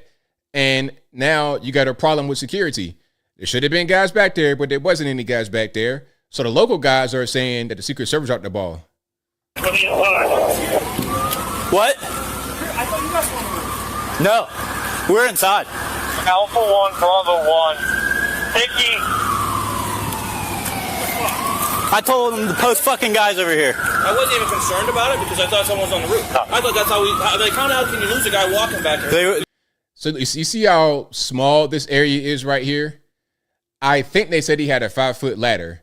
Now, some were saying, how can he get up on top of the roof with a 5-foot ladder? It's a small little space right there. He probably, they said he scoped the place out before. The shooter, he had a drone and flew all around, probably saw the area he could get to that's the shortest area. He could get right here on top of this, which is shorter than the rooftops next to it. He can get on top of that and then climb on top of the roof from right there, get himself situated, and then he's ready to go ahead and do his business. If there was anybody back there and that in the back of the building, then he wouldn't have been able to do it because it would have been too obvious. You would have come straight to where the guy was at. But since there was no agents back there, he had free reign to just pick up a ladder and go right here and climb on the roof. They were inside. Why were we not in the building? Because You need to go somewhere over in the left side. Why weren't we? Because I thought we were going to post guys over here. I talked to the Secret Service guys. They're like, yeah, no problem. We're going to post guys over here. So Guy Smiley says, I didn't say the ladder wasn't his. They said he climbed the AC unit. I mean, maybe he did, but I mean, either way, that little area that I showed was pretty simple to climb on. And this whole space back here was obvious to patrol, but it didn't. It didn't have anybody back there. Nobody on the roof, nobody back there, just nothing. Here. Watch the large window beside me. I bet you climbed up here. I say he climbed the floor. I don't think so. The trooper pulled in, he's right there. Oh. I thought the trooper was yelling at him. He didn't see him because the bush was there. But PD2 and Officer, your patch. You guys can talk freely. Available units for the west side of AGR if possible. Who was over here? Do you know? Who was where? Through the fence. Was there? Be a guy back there. I was against the fence right there. Your fence right there. And then Butler ESU guy was right there. Was there a guy over, like, was there one of your guys, or was there a Secret Service guy over here? So I saw everyone start surrounding the building. No, before all, at the start of this whole shit. Yeah, they're both right here and set up a perimeter, whatever they can do. There's also another guy. Bravo 1 is coming. And all these people milling around when it didn't. All I took was one guy. Look, you get all these people milling around when one guy almost by himself deleted the president. One guy. Just casually in the daytime, climbing on top of the roof. Normies saw him on their phone. Normies are able to record this guy and post him while he was on the roof while Trump was still speaking. But yet, they don't have a way to actually get the guy from getting on top of the roof or to neutralize him before he shoots at the president. It just doesn't make any sense. All right. And then you see this video right here. It's a mess. Now we got more. It's just other video. Oh, man. Yeah, that's rough. We don't want to see that. Yeah, that might have been the person that got shot. But yeah, you got guys inside. What are you guys doing inside? Let's watch some of that. Bravo 1, do the best you can. Link up with state police when you get here. Set up the perimeter. Let me know when you're ready to play. Is that where the dude is too? Yeah, he's there too. So the ladders are en route. The operator suffered lacerations with hands and so like you might need minor stitching. Can't confirm life stats on the mail. Let's get up. 44. Where do you want me? Ladder is so how we got up next corridor over. Okay. Right. I mean, there's too many people just milling around not doing nothing. But it's like, I don't know, man. Government sucks. They really do. I don't know who's going to actually be responsible. I mean, they fired or they resigned the Secret Service director, Kim Cheadle, but that's not going to be enough, man. We need to actually get somebody to go to prison. We need some prison time for this because this was really, really bad. Really, really, really bad. Was it a hot tin roof? I don't think it was. I think it was just a regular slope roof. Could have been hot. I don't know. But they got enough body armor and things of this nature to be able to deal with it. They'll be all right. It was just a mess overall. The roof was sloped barely. And, you know, if the funny part is talking about the roof being sloped, but after the whole kerfuffle, everybody was on the roof. 20 guys on the roof, and it didn't appear to be a problem then. So 20 guys being on the roof after the shooter got deleted is fine, and nobody has a problem. But before the shooter got on top of the roof, they couldn't put one guy on top of there just to make sure that nobody climbs on top of the roof. Okay. And if you are in the center of the roof at the peak of the little slope, which was it was a slight slope. If you put a marble on top, it might not even roll. It might stay right where it's at. It was that slight of a slope. But if you put one guy in the center of the slope, then he could see pretty much everything because it's flat. It's flat land. It's not even the hill or nothing like that. And really, you could have put a guy right in the center, another guy on the edge, other guy on the edge, and that's it. Rather than having 15 people in the inside kind of just, you know, twiddling their thumbs, drinking coffee and things of this nature. Yeah. So for me, at best, it was a ball drop, a mistake. At worst, it was something else. And I ain't gonna say right now because they're gonna try to send the boys after me. But if you like what you're hearing so far, please give the video a thumbs up. Like the video, share the video, do all that good stuff. That'll help me out tremendously. Guy Smiley says you could play a game of chess over tea on that roof. Exactly.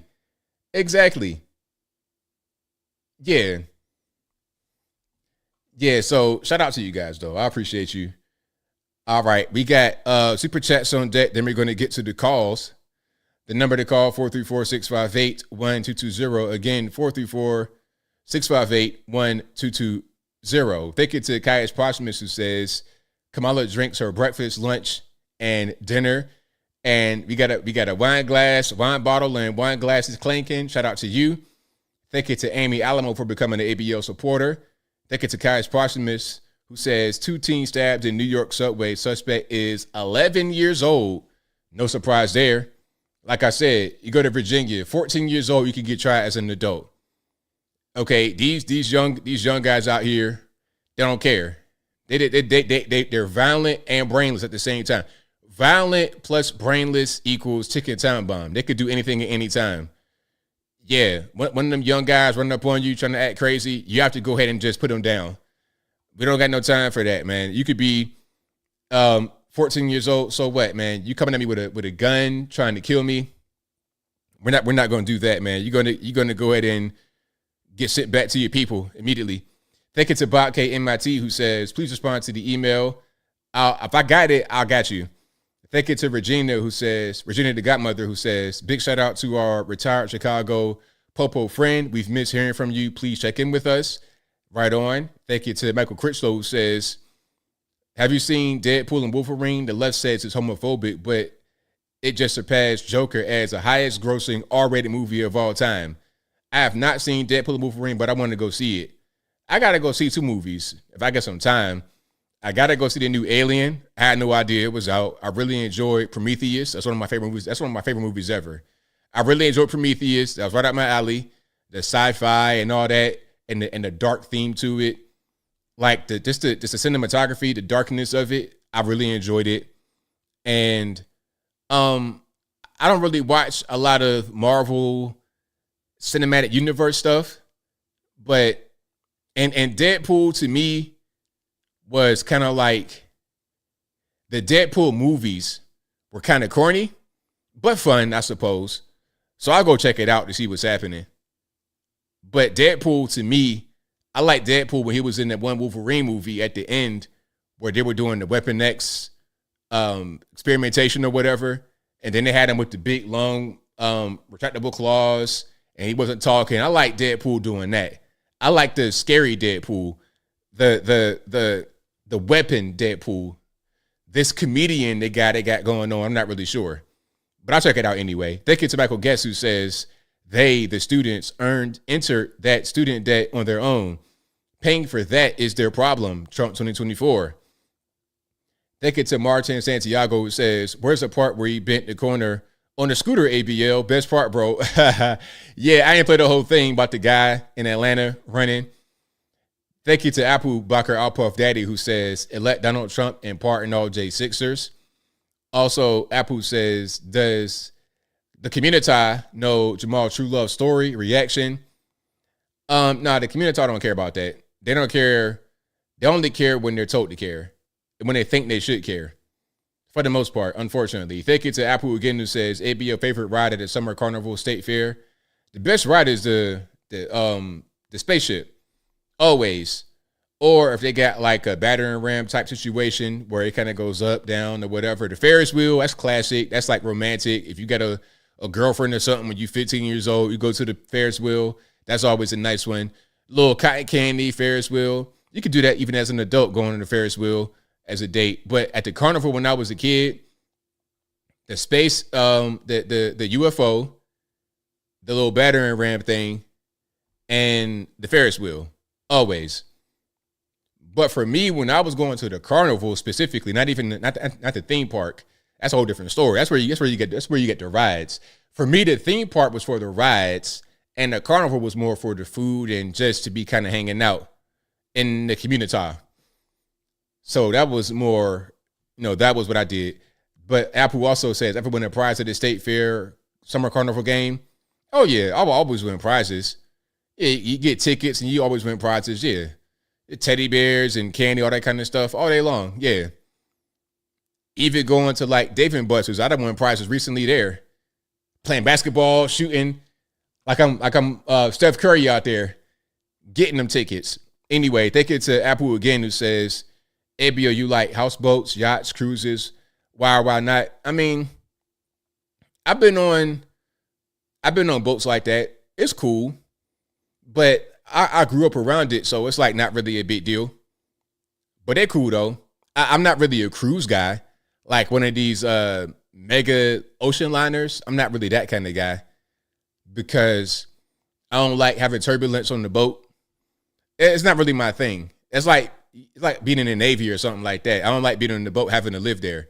I like to go on the boat just out for a while, like a paddle boat or a kayak or something like that, rather than being on these big ship, houseboat. You be on the water for days. I don't like that. Give me a nice little bit of time on the water and let me go home that same day. Thank you to Apple, who says Neil deGrasse Tyson denies DNA denotes male-female.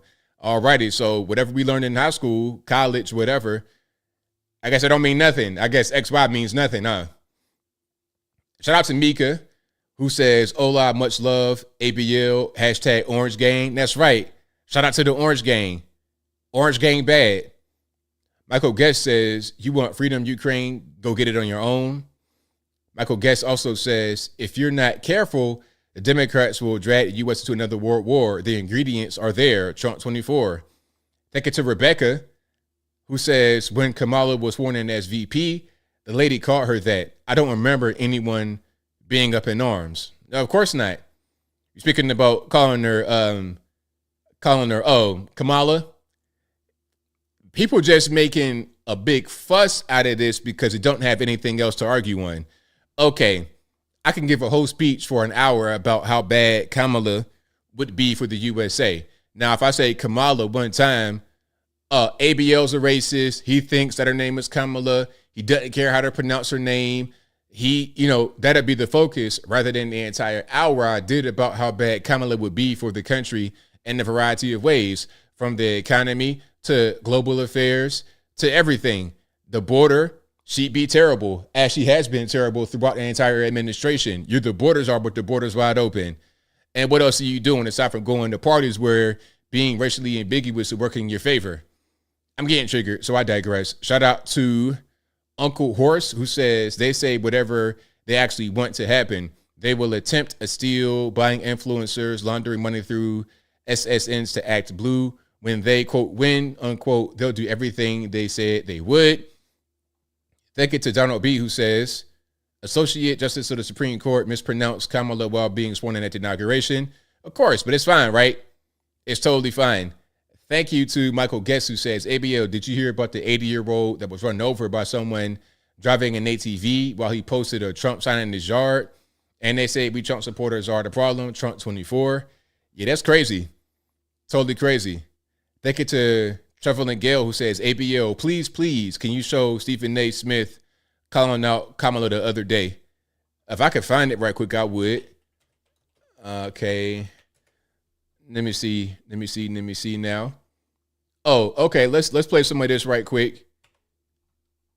Now, Joe Biden stepped aside as the presumptive Democratic nominee on July 21st.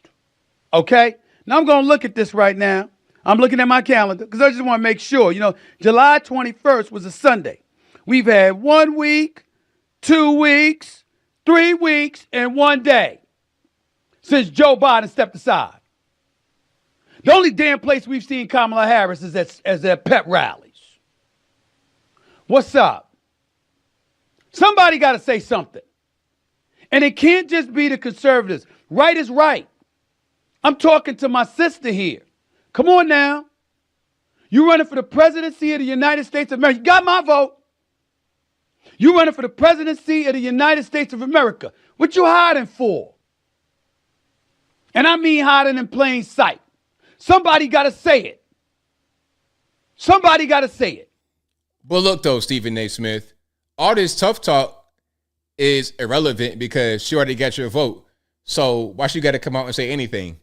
Is your vote going to change if you didn't come out? I don't think so. So why does it even matter? To you, it shouldn't matter. Now, to the general public, it should matter.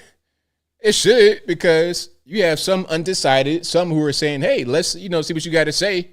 But she's not going out there talking at all. So, Stephen A., I understand your point of view, but if you already decided who you're going to vote for, then it don't even really matter. it don't even really matter. You could be all indignant, but so what?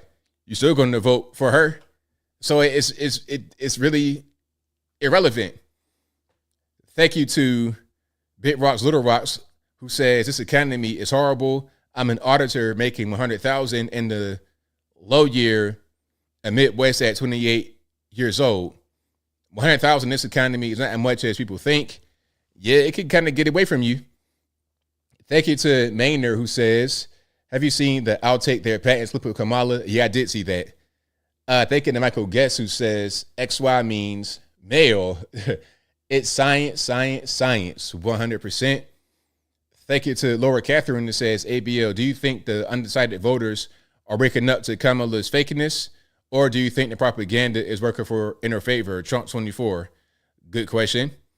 Thank you to Bob K. MIT, who says, I still miss the ABL B. Tatum Jericho Green streams. I know it's tough, but it would be great to see that one more time.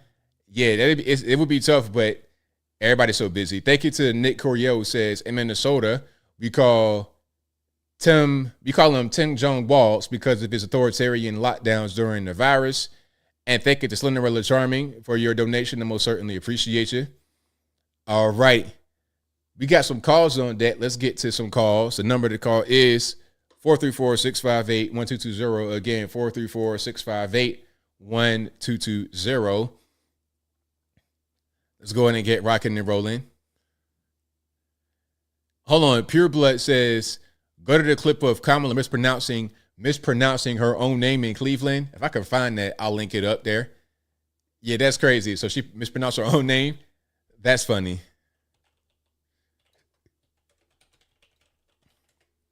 Let me see if I can find that right quick.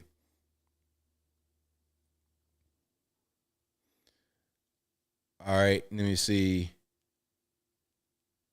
Oh, hold on. Okay, I got it. But let me get to a call first. And let me get my sound together. And y'all hang tight. I think that did it. Let's go ahead and get to it. 310, you don't lie. Who am I speaking to? What's up, dude? It's your vegetable buddy. I'm going to send those seeds to you soon. Do you need anything specific? Hey, man, you're the expert, so I trust your judgment. All right, I'll send you stuff I think that'll grow good for over there. Anyway, other than that, I found all your boat stuff at the bottom of the lake. So, thank you. No problem, man. Other Anytime. than that, really good show. Keep going. Thank you for Send the call. that to you soon. Right on, man. Thank you for your call. All right, shout out to the caller. You're going to send me some seeds and whatnot. I appreciate that. All right, so do we have sound or not? What's going on? Maybe I got to turn this on, though. Yeah, I can't play it right now because it's going to interfere with my Skype. All right. I think. Yeah, it's interfering with Skype, so I can't play that. I'll play that later. All right. You know, line speaker to 631. Hey, this is Brian in New York. I wanted to talk about Trump and Kamala. Go for it. Okay, with regard to Trump, I support him 100%. I think the country needs him to win. But I think he has a weakness when he talks about inflation. Because whenever he talks about the rising of prices, he never talks about inflation as having been caused by printing of money or the Fed. I think he knows it, but he'll never say it. He always just talks about how energy prices are driving costs, which is true. It's driving up prices because energy is a component. But he doesn't talk about inflation as being caused by the banks or the Fed printing money. What do you think about that? Well, he most certainly should talk about that because that's obviously a piece of it. It's a big piece of it. Essentially, that's what inflation is. It is the inflation of the money supply, just printing more of it. Now, if we had a gold standard, then that wouldn't be the case, but we don't. So I think that's a weakness for him. Fortunately, the other side doesn't know anything about it either, and neither does Fox. So that issue is just going to get lost. As far as Kamala goes, I don't think she's ever done anything worthwhile. She was a terrible prosecutor. She was a terrible senator. She's a terrible vice president. But the only good Kamala was the Kamala that wrestled in the WWF in the 1980s and WCW in the 90s. I thought he did a good job against Hulk Hogan and The Undertaker, and that's the only Kamala that I think was any good. I believe you're right about that. Have a good night. Thank you for the call. Take care. All right, great call. Shout out to him, man. And shout out to you guys for being here. You guys are the best audience anywhere on these interwebs. If you like what you're hearing so far, please give the video a thumbs up. Like the video, share the video, do all that good stuff. That'll help me out tremendously. And the number to call, 434-658-1220. There's also an email in the description for a Skype. You could be right here, bottom left-hand corner of the screen, talking about whatever's going on. So, yeah, shout out to Kamala from, what was that, WWE, WWF. Shout out to that particular wrestler. All right, let's keep on going here. 240, you're on the line. Who am I speaking to? You're speaking to Steve. And I wanted to call because I wanted to talk about, the Trump economy and Trump potentially going to jail. I graduated from university with a bachelor's degree. And I got to be honest, man, it's being totally blind and all that. Like, it's very hard to, it was very hard for me this summer because, I didn't really have a job lined up. And sometimes I often wonder if I graduated, during the Trump administration, whether I would have, would have gotten a job a lot lot more easily or not, Well, I mean, I guess it depends on what you were trying to do. Like, what's your what are you trying to do as far as a job? I graduated in advertising and public relations. So, I was looking, over the summer, I was looking for a lot of, communications things. But, I also realized that with this major, I should, in the future, be able to do, blogging, during my free time and stuff. Yeah, it can be kind of hard to get out there to get onto the actual job market, but it all depends on what you're trying to do. What jobs are available for you with your skill set. That's going to be the main thing. So, I mean, I'm sure overall under Trump, it would have been better. And I think when Trump comes back in and to be better, there should be more opportunities available because there would be fewer of our monies getting taken up by taxes and not being used for us. And you got the illegal aliens coming in, creating problems. So I think once we can get things settled back down to normal, the market will be better.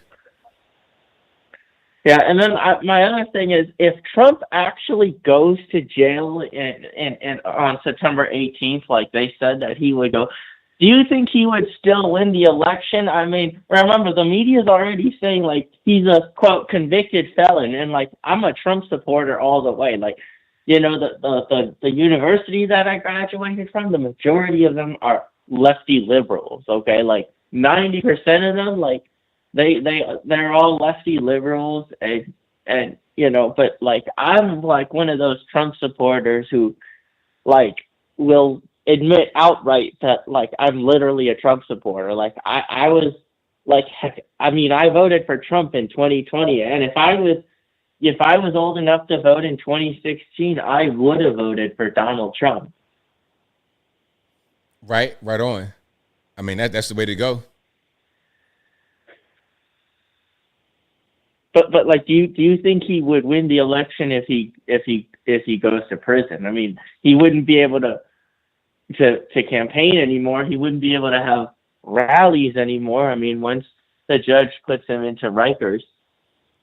Well, I'm not sure that he will actually go to Rikers. There's going to be a sentencing on September the 18th, but I'm not sure what it's going to be. They may try to say, okay, you got to do house arrest. They may try to, you never know what could happen. Or they might try to appeal it. I don't know how the whole thing's going to play out, but let's just say he does go to jail. He could still win. I mean, they had the whole when Joe Biden ran, they had the basement campaign. He didn't campaign at all throughout the entire time.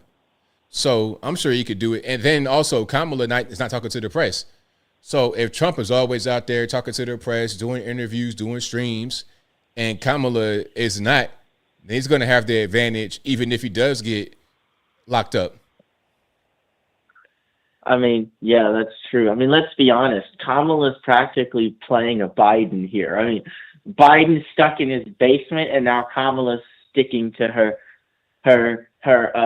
chuckling laughter, and her black card when she's really like half Jamaican and half American Indian and grew up in Toronto, Canada. Like, really, just not the best thing out there. Right. Yeah. It's not going to be a good look for her, for sure. Like, she really should not use that black card. Like, I'm Asian, and I'm like totally blind too. And I don't even use all my cards most of the time. And people tell me, you should use all your diversity cards in the name of diversity, equity, and inclusion. And I'm always like, no, man, that's just not me. Like, I would rather not mention all that and like be successful in the world than mention all that and pull all the diversity cards out and get like into a lot of trouble for those playing those cards, or offending people, or literally getting a position that I'm not qualified for because of those cards. I would rather be in a position that I am qualified to do. Right, absolutely. I'm with you. Well, thank you for the call, man. Thank you for the call. I definitely appreciate you. Yeah. All right, now take care. Shout out to the caller. Great call. Yeah, shout out to him. And if you like what you're hearing so far, please give the video a thumbs up. Like the video, share the video, do all that good stuff. That'll help me out tremendously. Yeah, they will say, hey, try to use your cards. But being Asian nowadays, it might be more of a hindrance than something that'll help you, because then they're trying to say that you're the model minority, whatever they want to try to call you. All kind of weird stuff. 573, you're online. Who am I speaking to? Hey. What's going on? Am I on? You're on. Am I on there? Yes. Oh, yeah. Is this Anthony? Yes, it is. Oh, Anthony Brown Logan. First of all, I love you, and I can't believe I just got on here. Listen, I want to say this. In 1990, I went to prison in Illinois till 96. And while I was there, I became involved in legal things and filing lawsuits and learning about the law. And I discovered crooked things about state agencies, and I decided to write a book. And the book I wrote was about the arbitrary and oppressive treatment of committed persons within the Illinois Department of Corrections and the fraudulent use of society's tax dollars by state agencies. And in the end of the book, it was a really good book. And what happened was Richard Speck died, and they locked Illinois down, and it basically exposed everything that my book was trying to expose within the IDOC and everything. And I couldn't get a publisher, so I just gave it up. But the last page of the book was a poem I wrote called The Politician's Motto, and I wrote it in 1992, and I want you to hear this because I want Trump to hear it, because I love him and I love you. So this was written in 1992. It's called The Politician's Motto, and I'd like to recite it for you. All right. Politicians encompassed with power divine, living their lives in a place so sublime, stepping on the little to get to the big, taking your money to fatten their pig, using the media to blind and misguide you, breaking the laws that they've made to bind you. This country was founded in God we trust. The politicians' motto, in greed we lust. And I recently just changed it to the establishment's motto, from the politicians to the establishment. I don't know. I just love you, man, and I like what you're doing, and I love Trump, and I love this country, and thank you for hearing that, and I hope Trump does too. My name's JoJo. Love you guys. Peace. Thank you for the call. Appreciate it. Yep. All right. Shout out to the caller. Most certainly appreciate him. And shout out to you guys as well. If you like what you're hearing so far, you know what to do. Please give the video a thumbs up. Like the video, share the video, do all that good stuff. That'll help me out tremendously. And shout out to my man with the Chicago accent, I suppose. Shout out to him. 215, hit on line. Who am I speaking to? Hi, ABL. How's it going? It's all good, man. What's happening? Yeah, so basically I saw the clip that you showed when Kamala Harris was pretty much saying the cloud. And when I first seen the clip a couple weeks ago, my reaction was, I'm like, I know she's not talking about the cloud I think she's talking about, like up in the sky clouds. But when I seen her point up, I was like, oh, this is too good to be true. It was crazy. It was totally crazy. But, you know, that just shows how little she knows. Yeah, and I said, wow. I was like, it just shows, yep, how little she knows and how out of touch she is. That's right. But, yeah, and honestly, I'm going to be honest with you, ABL, I'm sitting around waiting. Like the Tiffany Henry, I was getting to a point where I was getting so tired of just hearing about it. I stopped listening to it. I was like, listen, nobody's getting indicted yet. I'm getting tired of them constantly talking about Tiffany Henry because she's all over the country at this point. And she's gotten the attention she's won as one of the worst mayors in history. Oh, yeah, she's definitely pretty bad. But the story, it just keeps getting worse and worse and worse. So there's going to be a lot of updates on it. But, yeah, I can understand how you might be like, all right, that's enough. Just go ahead and get her out of here or don't. But I understand because if the FBI is involved, they're going to be it's going to take a minute for them to be investigating. There's going to be a lot of indictments, and then, like you said, 98% conviction rate. Yeah. When the feds come, oh yeah, she's not really going to escape that. And another thing I wanted to touch on is here's another thing I wanted to touch on. I remember back in 2021 when I was walking around with my Trump mask, right? I was walking around with a Trump mask. And I was in like a suburban area, and I had a lot of, a black guy wearing a Trump mask like me. I had a lot of people had some people compliment me on it, but the vast majority of people didn't really pay me no mind. Because basically, I talked to you last time how I drove for Lyft, and I'd be listening to a lot of what they would call it right-wing news, and majority of people just they didn't even care at all. Because one thing I've learned, and like you said before, a lot of these leftist, liberal, extreme liberal types, they're like a small minority of the population. Like the average normie doesn't really care at all. That's right. The average normie is not into all this extremist stuff. They don't know nothing about this. The pronouns and all of that. Normies have no clue about any of that. Yeah, I can tell because I'm outside all the time. And of course, you might get your black liberals and all your black liberals, older black folks, but it's really older black folks. Like the vast majority of people, most people just didn't really pay me any mind when I was walking around with that Trump mask on back in 2021. Barely anybody paid me any mind. Right. Yeah, I had probably one person that had a problem with it, an older black dude, older gentleman. Yeah, he definitely had a problem. He definitely had an issue with it. But other than that, majority of people, they just didn't care at all. Yeah, that's true. Absolutely. It's like I'm minding my business and you doing your thing. Yeah, that's pretty much all that went on. And yeah, so basically the normies, my point is the normies, outnumber all the extremists, regardless if it's right or left. That's right.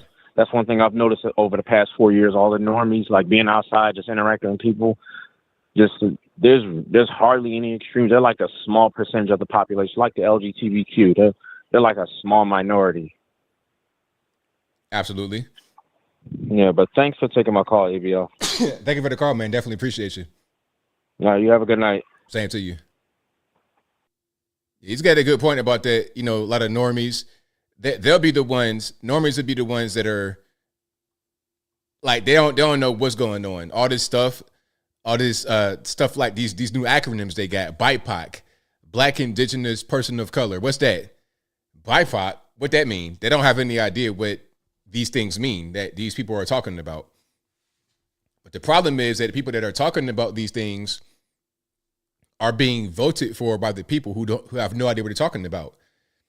It's just like Stephen A. Smith talking about, hey, I've not heard you do an interview at all. You're ducking the media, but I'm gonna vote for you anyway. That's what I'm saying. It's very frustrating to hear stuff like that, but you got to kind of just understand it. And that's part of the problem we're dealing with is at a certain point, willful ignorance. All right, Tariq, what's going on? Hey, what's going on, man? You know what, man? Even though the normies outnumber the hardcore left, they're still voting with the leftists, man. That's the major problem right there. It doesn't matter. These guys, some of them are still watching TV all day. They're CNN. They are not doing their own independent research. And they're falling for this Project 2025 nonsense with Trump and Trump being a dictator. But yeah, so I don't think we should be comfortable and act like Trump is going to sweep this thing, man. And there are a lot of black people when it comes to Kamala Harris, man. They're voting for her on emotion and skin color. That's what it is. This woman has no policies on her page. So Kamala Harris wins the election. This will be the first. This will actually come as a testament to the American public to show that you don't have to present any policies to the American public. All you have to do is act like you're fake likable, and the American public will vote for you. And they don't understand, man. When Kamala Harris gets in, man, she's not going to have no answer to what's going on with Ukraine and Russia. We don't even know her policies on that because not on her website. She has no answer for the border. I think it's going to get a lot worse on the border. These social issues was going on at home with the whole family issues, LGBT, censorship. I think she is going to be far left on that. I think the censorship regime is going to get worse. In fact, it's going to get so bad that if you're a man who even especially a white man, who even tries to criticize Kamala Harris, they're going to say you're only saying that because she's a black woman, which is going to pretty much nullify and cancel that white guy. And really, it's the white guys that, they're going to have to put up with that because I don't, you see all these white liberal males voting Democrat and, it's crazy. They're voting Democrat on a party that constantly attacks them, especially if they're straight. I don't know how these white males got so buck broken, beaten down, and weak. Just it's crazy to watch. So they're going to have to, they are going to deserve the heat that they get unless they stand up and fight for themselves, and that's something that they're going to have to figure out. But yeah, man, like I said, this election is going to be the intellectuals versus the low IQ, low informed voter. Because really, I'm not understanding how Kamala Harris is catching Trump on these polls, man. It's like, do Americans even care about how they live? Are they so brainwashed by the media? Like, that's the scary thing. Are we so brainwashed by the media that we don't think for ourselves and we think that the media is going to be the ones who is going to protect us, man? So yeah, man, it's going to be close. I do think Trump needs to put on Tulsi Gabbard on his campaign. They need, especially when talking to black people, they need to expose her attorney general record when she was in California. Trump needs to start putting on some black people who know how to expose her because really, Kamala Harris is acting so fake with the black community. It's frustrating me. And what's also frustrating is how a lot of African Americans are falling for this nonsense. And I think I told you before, when Barack Obama ran for president, you didn't see him put hot sauce on chicken and talk about how he eats collard greens or how he listens to Tupac. Everyone knew he was black just by the way he acts. He's just natural. And just like I'm talking to you, you're a natural acting black man. But why does Kamala Harris, when it comes to her, I'm seeing photos of her pouring hot sauce on collard greens. I'm seeing photos of her holding up the Wakanda Forever sign. You know, she's on the Breakfast Club talking about how she used to smoke weed in the 90s. You know, she's trying to relate to black people. And it's like, if you're black, why are you trying to do all these stereotypical things that white liberals do to get the black vote when you're supposed to be a quote unquote black woman? And to me, that shows she really doesn't deal with black people. Like, straight up, she just doesn't. You know, and that's why she's doing all this fake, you know, let them know how I eat my fried chicken. And black people got to stop accepting that. And, you know, and one last thing before I get off, I said this before, man, I don't care about interracial marriage, but black men, I think we need to start having the same standard that black women have. If Barack Obama was married to a white woman, I don't care. Black women would have never voted for Barack Obama because they would see that as some type of loyalty to them. So I think black men should, you know, institute the same thing that black women would do to us if we were to marry a white woman. So if Kamala Harris' husband is white, we need to do the same thing black women would do and not support that. And that's all I got to say, bro. Thanks for the call, man. Definitely appreciate it. All right, take care. All right, very well said. Very, very well said. A lot of great calls tonight. Shout out to you guys for doing your thing. Anonymous caller, who am I speaking to? Hey, what's going on, man? This is Ivan. All right, what's happening? I guess I'm your worst nightmare. It's gonna be quick, you know. The previous caller or the one before that one that was saying like the normies don't know. It's true. Like, I don't care about the pronouns, but I know what's going on. So that is kind of wrong. And then the other guy that was saying like, oh, if we don't elect Trump, we're not gonna have a country. What they forget is that Trump only can run for 4 years. After 4 years, someone else is going to have to take over by law. So they say like, oh, you know, like if he stays, he can't stay after 2028. He got to give up power. So what about if another Republican comes in? So we're not going to have a country then? Well, I think we're talking about right now, 2024, the things that can happen in 4 years can shape the country for a long time. You're talking about Supreme Court justice appointments. These are lifetime appointments. And if you got people like Clarence Thomas and whatnot, you may have up to 3 people retiring or leaving the bench in some kind of way in 4 years. That's going to be very important. And we saw how important it was when Trump was in there the first time. He put in Amy Coney Barrett, Neil Gorsuch, and Brett Kavanaugh. Yeah, but people, when legislate from the branch, got to legislate from the law. You cannot legislate from because whatever political opinion, political persuasion the president has, that's not the way that these things works. Because if Trump has some specifically political persuasion, he cannot. The judges in the bench cannot act to that. They enforce the law, the existing laws. That's what they are about. So I don't know where you guys getting this from, that because he's a Republican, gotta do whatever Trump said. That's just not. That's what Trump thinks, but that's not what the reality is. That's what he thinks, but the reality is different from what he thinks. So, and then another short thing that I wanted to make about Umar Johnson, that you say Umar Johnson, I guess you put it like now he's for Trump. Well, Umar Johnson is more like an entertainment. So when you know, if I could be in a one-on-one with Umar Johnson, the first thing I'm going to ask him is, what African Americans want?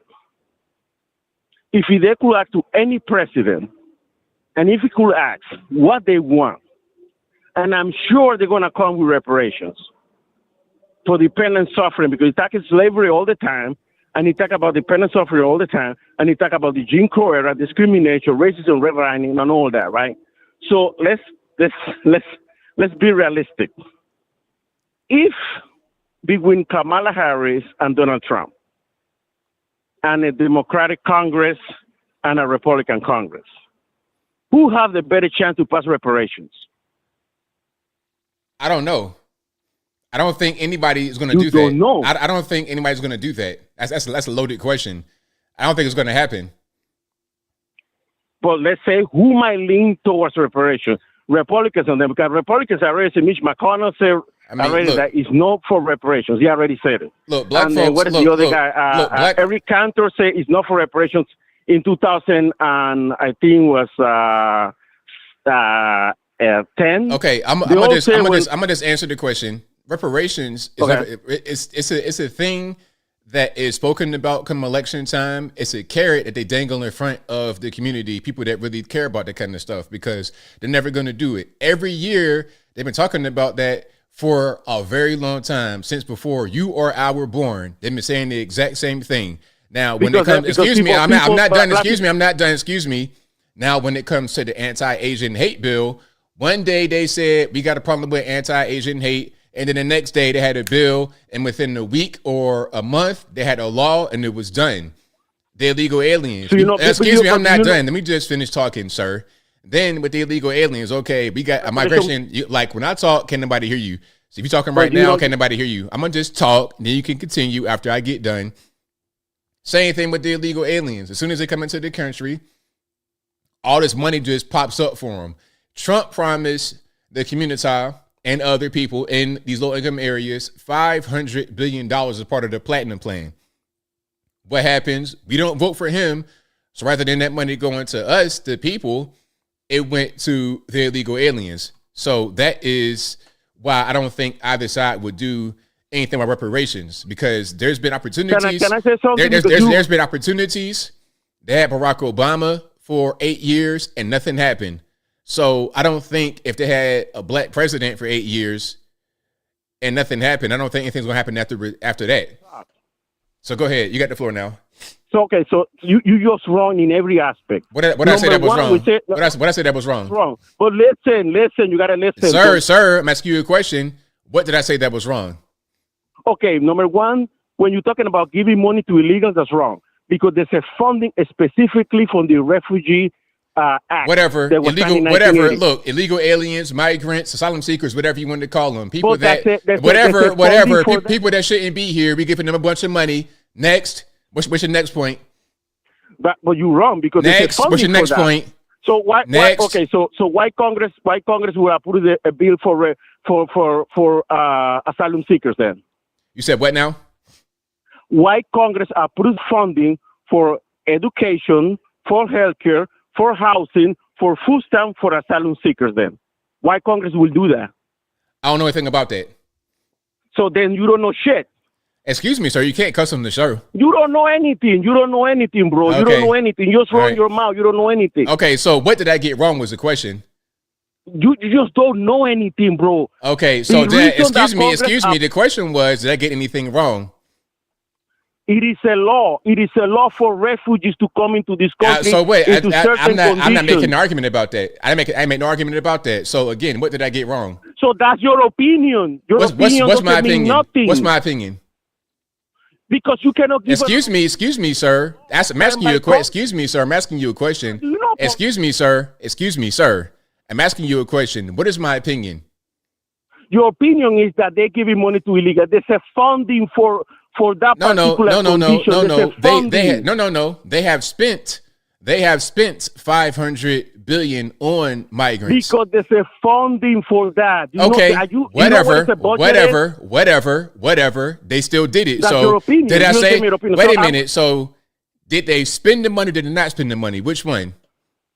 I'm gonna move on because you don't know what you're talking about. So they spent the money. Funding for that. So they spent the money. So I've not said anything wrong yet. Because so there's a funding for that. Excuse me, sir. I'm still waiting on what I said that was wrong. Please tell me. Okay, let me help you out. Because you're trying to play a fool. Why do the United States spend money on education? Say it one more time. Why the U.S. spend money on education? Because we need to have the citizens educated. And who approved the funding for education? Federal government on a federal level. No, who approved it? What do you mean who? Congress approved it because it's a law. There's a law that says if you come into certain condition to the country because your religious all right, persuasion. So, but what is your point? I already explained that to you. What is your point? My point is you keep saying that they give them. There is a funding. Okay, so it don't matter. Available? Give, fund, that's donate, your opinion. You give me your opinion. You give me your earmark. opinion. You're talking about words that mean the same thing. At the end of the day, the money was spent. So regardless of how it got doled out, whether it was given, whether it was funded, gifted, granted, who cares? What's the next point? Opinion. You said that they spent the money. Did they spend it or not? Yes, because all right then. So what are we talking about? Why are we arguing about words that mean the same thing? You're saying I'm wrong because I say that they gave, which is not really the case, but you're saying that they spent it. It's the same thing. The money got spent. You could say one word, I could say another word, but it means the same thing at the end of the day. But that's enough. Have a nice night. All right. Shout out to him. And I think that'll be a wrap, actually. We're right at 11 o'clock. I appreciate y'all for joining. You guys are the best audience anywhere. Let me take one more call here. 909, you don't lie. Who am I speaking to? This is Larry in Arizona. All righty. What's going on? Well, a couple of different things. I'm an old guy, okay? I've been around the block a few times. And I watched the first presidential debate televised live between JFK and Richard Nixon. And something that I found that was interesting after that debate was that people who watched the debate on TV when they were polled said that John F. Kennedy won the debate. But people who listened to the debate on radio, which was quite popular back then, said that Richard Nixon won the debate. So I think it's a matter of perception. Earlier this evening, I was watching that so-called interview with Harris and her VP pick, Waltz. And in that interview, she made a statement to the effect that the people used to love the Constitution. They loved the Constitution. It was in the past tense. I think perhaps they plan on ripping the Constitution up and replacing it with a communist manifesto. I don't know. What do you think? Well, judging from what Kamala's been talking about as far as the price caps and also appointing Tim Walz, who is an open socialist, really a communist, I think that is evidence that they may want to go in that direction, to lean into communism more than what they already have. Yeah. Also, we the last time I called, which was not too long ago, we talked about the Kamala claiming to be African American. Elon Musk is a naturalized citizen. He came to the United States and became a citizen the legal way. His country of origin was South Africa. Elon Musk is more African American than Kamala Harris. Yeah, the term African American I'm not really a fan of because that was popularized in 1989 by Jesse Jackson. It wasn't even the thing that anybody really wanted to have. It was just, okay, this one guy says, let's call black folks African American, and it stuck. I just say black or black American to be more specific rather than the whole African thing. I've not been to Africa. Yeah. I'm not African. I could trace all of my family on both sides back to the 1800s, early 1800s in this country. So I'm an American, and that's it. Yeah, I remember in the 60s, it was you had to figure out, okay, what are we going to use this week? Are we going to use colored, or are we going to use Negro, or are we going to use black?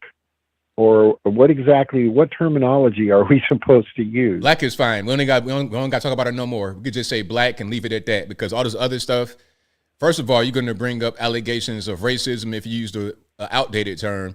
Then if you're using the new term, you're going to not be accurate because we're not African. We've been here for a long time. So you could just say black. Yeah. But more than anything else, when I go overseas, regardless of where I go, that blue passport is going to be there regardless. Then when I start speaking, oh, you're an American, you're a Yankee, you're not an African. They know Africans. I'm not one of them. Yeah. It's very confusing, and like I said it when I first started talking, it's all a matter of perception. They know how to control perception. And they have all these people. It's amazing. They have all these people that perceive Donald Trump as this criminal megalomaniac who is just going to run us into the ground and flush America down the toilet. And they all seem to forget the fact that when he was president for 4 years, none of that happened. That he did a lot of good for this country. And now all of a sudden they're trotting out the same BS that they trotted out in 2016. He's this, he's that, he hates this, he hates that, he hates you. He's trying to divide the country. And none of that happened when he became president. And now they're trotting out the same old lines. And it's amazing the number of people that actually buy that stuff. Right on, man. Right on. Well, thank you for your call. I definitely appreciate you. You're welcome, and I'll call again. Thank you. I appreciate you. Okay, bye. All right. So shout out to the caller, but I think that'll be a wrap for me. I gotta go. Hold on. Okay. Yeah, I gotta go. Hold on. I got one more. If this is somebody in the chat, then cool. If not, then it didn't work. All right, one more. You're on line speaker to 631. ABL, what's up? It's all good. What's happening? First, I just want to say thank you. You are so funny. You are so hilarious. And I appreciate your humor. And I always pass it on to people that have the same philosophy as me. My sister, my friends, we're sharing your videos. We're laughing because, all honesty, we're living in some tough times. And it's hard for me just to watch the news, but I watch your show and we get to laugh about things, and it's really great. And I just want to say thank you for that. No problem. You're welcome. But I do need your humble opinion. So in your humble opinion, who is more stupid, the current VP in the White House, who is Indian, or the current Democratic presidential candidate who is black, but they both have the same name, Kamala? Humble opinion, please. Hold on. I think I missed the question. So who's stupider between the VP, like Tim Walz, or Kamala? No. So, again, let's do this again. Okay. Your humble opinion, who is more stupid, the current VP who is in the White House, who is Indian, or the current Democratic presidential candidate who is black, and they both have the same name, Kamala? Oh, okay. Yeah, that's a funny question. I was like, did I hear that right? Yeah. So I think the person who is trying to rebrand themselves while they're already branded as one thing is the dumbest, because it's like, I can see you right here in the White House right now. You're the Indian. Now you're gonna tell me, oh no, I'm black. I'm gonna go out on the campaign trail and be black, but when I go back to the White House, I'm Indian. That's silly. Yeah, it's crazy. She's getting up there talking about, do you know that bread is double the price? Like, girl, you did that. That was you. Indian Kamala did that. That's right. It's crazy. Yeah, that's I wild. just love your humble opinion. Well, I appreciate your call. Thanks, ABL. Thank you. You're funny. Love you. All right, now. Bye-bye. So shout out to the caller. Great call. That was a great question. I was like, did I hear that right? That's the same person. But yeah, trying to rebrand yourself as something different while you're already in office as whatever you are is crazy. Okay? Like, okay, I'm in office as Superman, and I got on my cape and the glasses and all of that, and then I'm running on the campaign trail. Nah, that's not really me. Don't even worry about that. I'm something else. It's like, you're going to be Spider-Man, but you're Superman over here. It's so silly. But hey, that's politics for you in the USA. But that will be a wrap for me. Again, shout out to you guys for joining. I appreciate y'all. I'll be back again live on Wednesday, same bat time, same bat place, 8 p.m. Eastern time to right around right now, 11 p.m. Eastern Standard Time. Hold on. Wolfrin says ABL needs to watch Django and get an epiphany. I need to watch a movie to get educated. Is that what I need to do?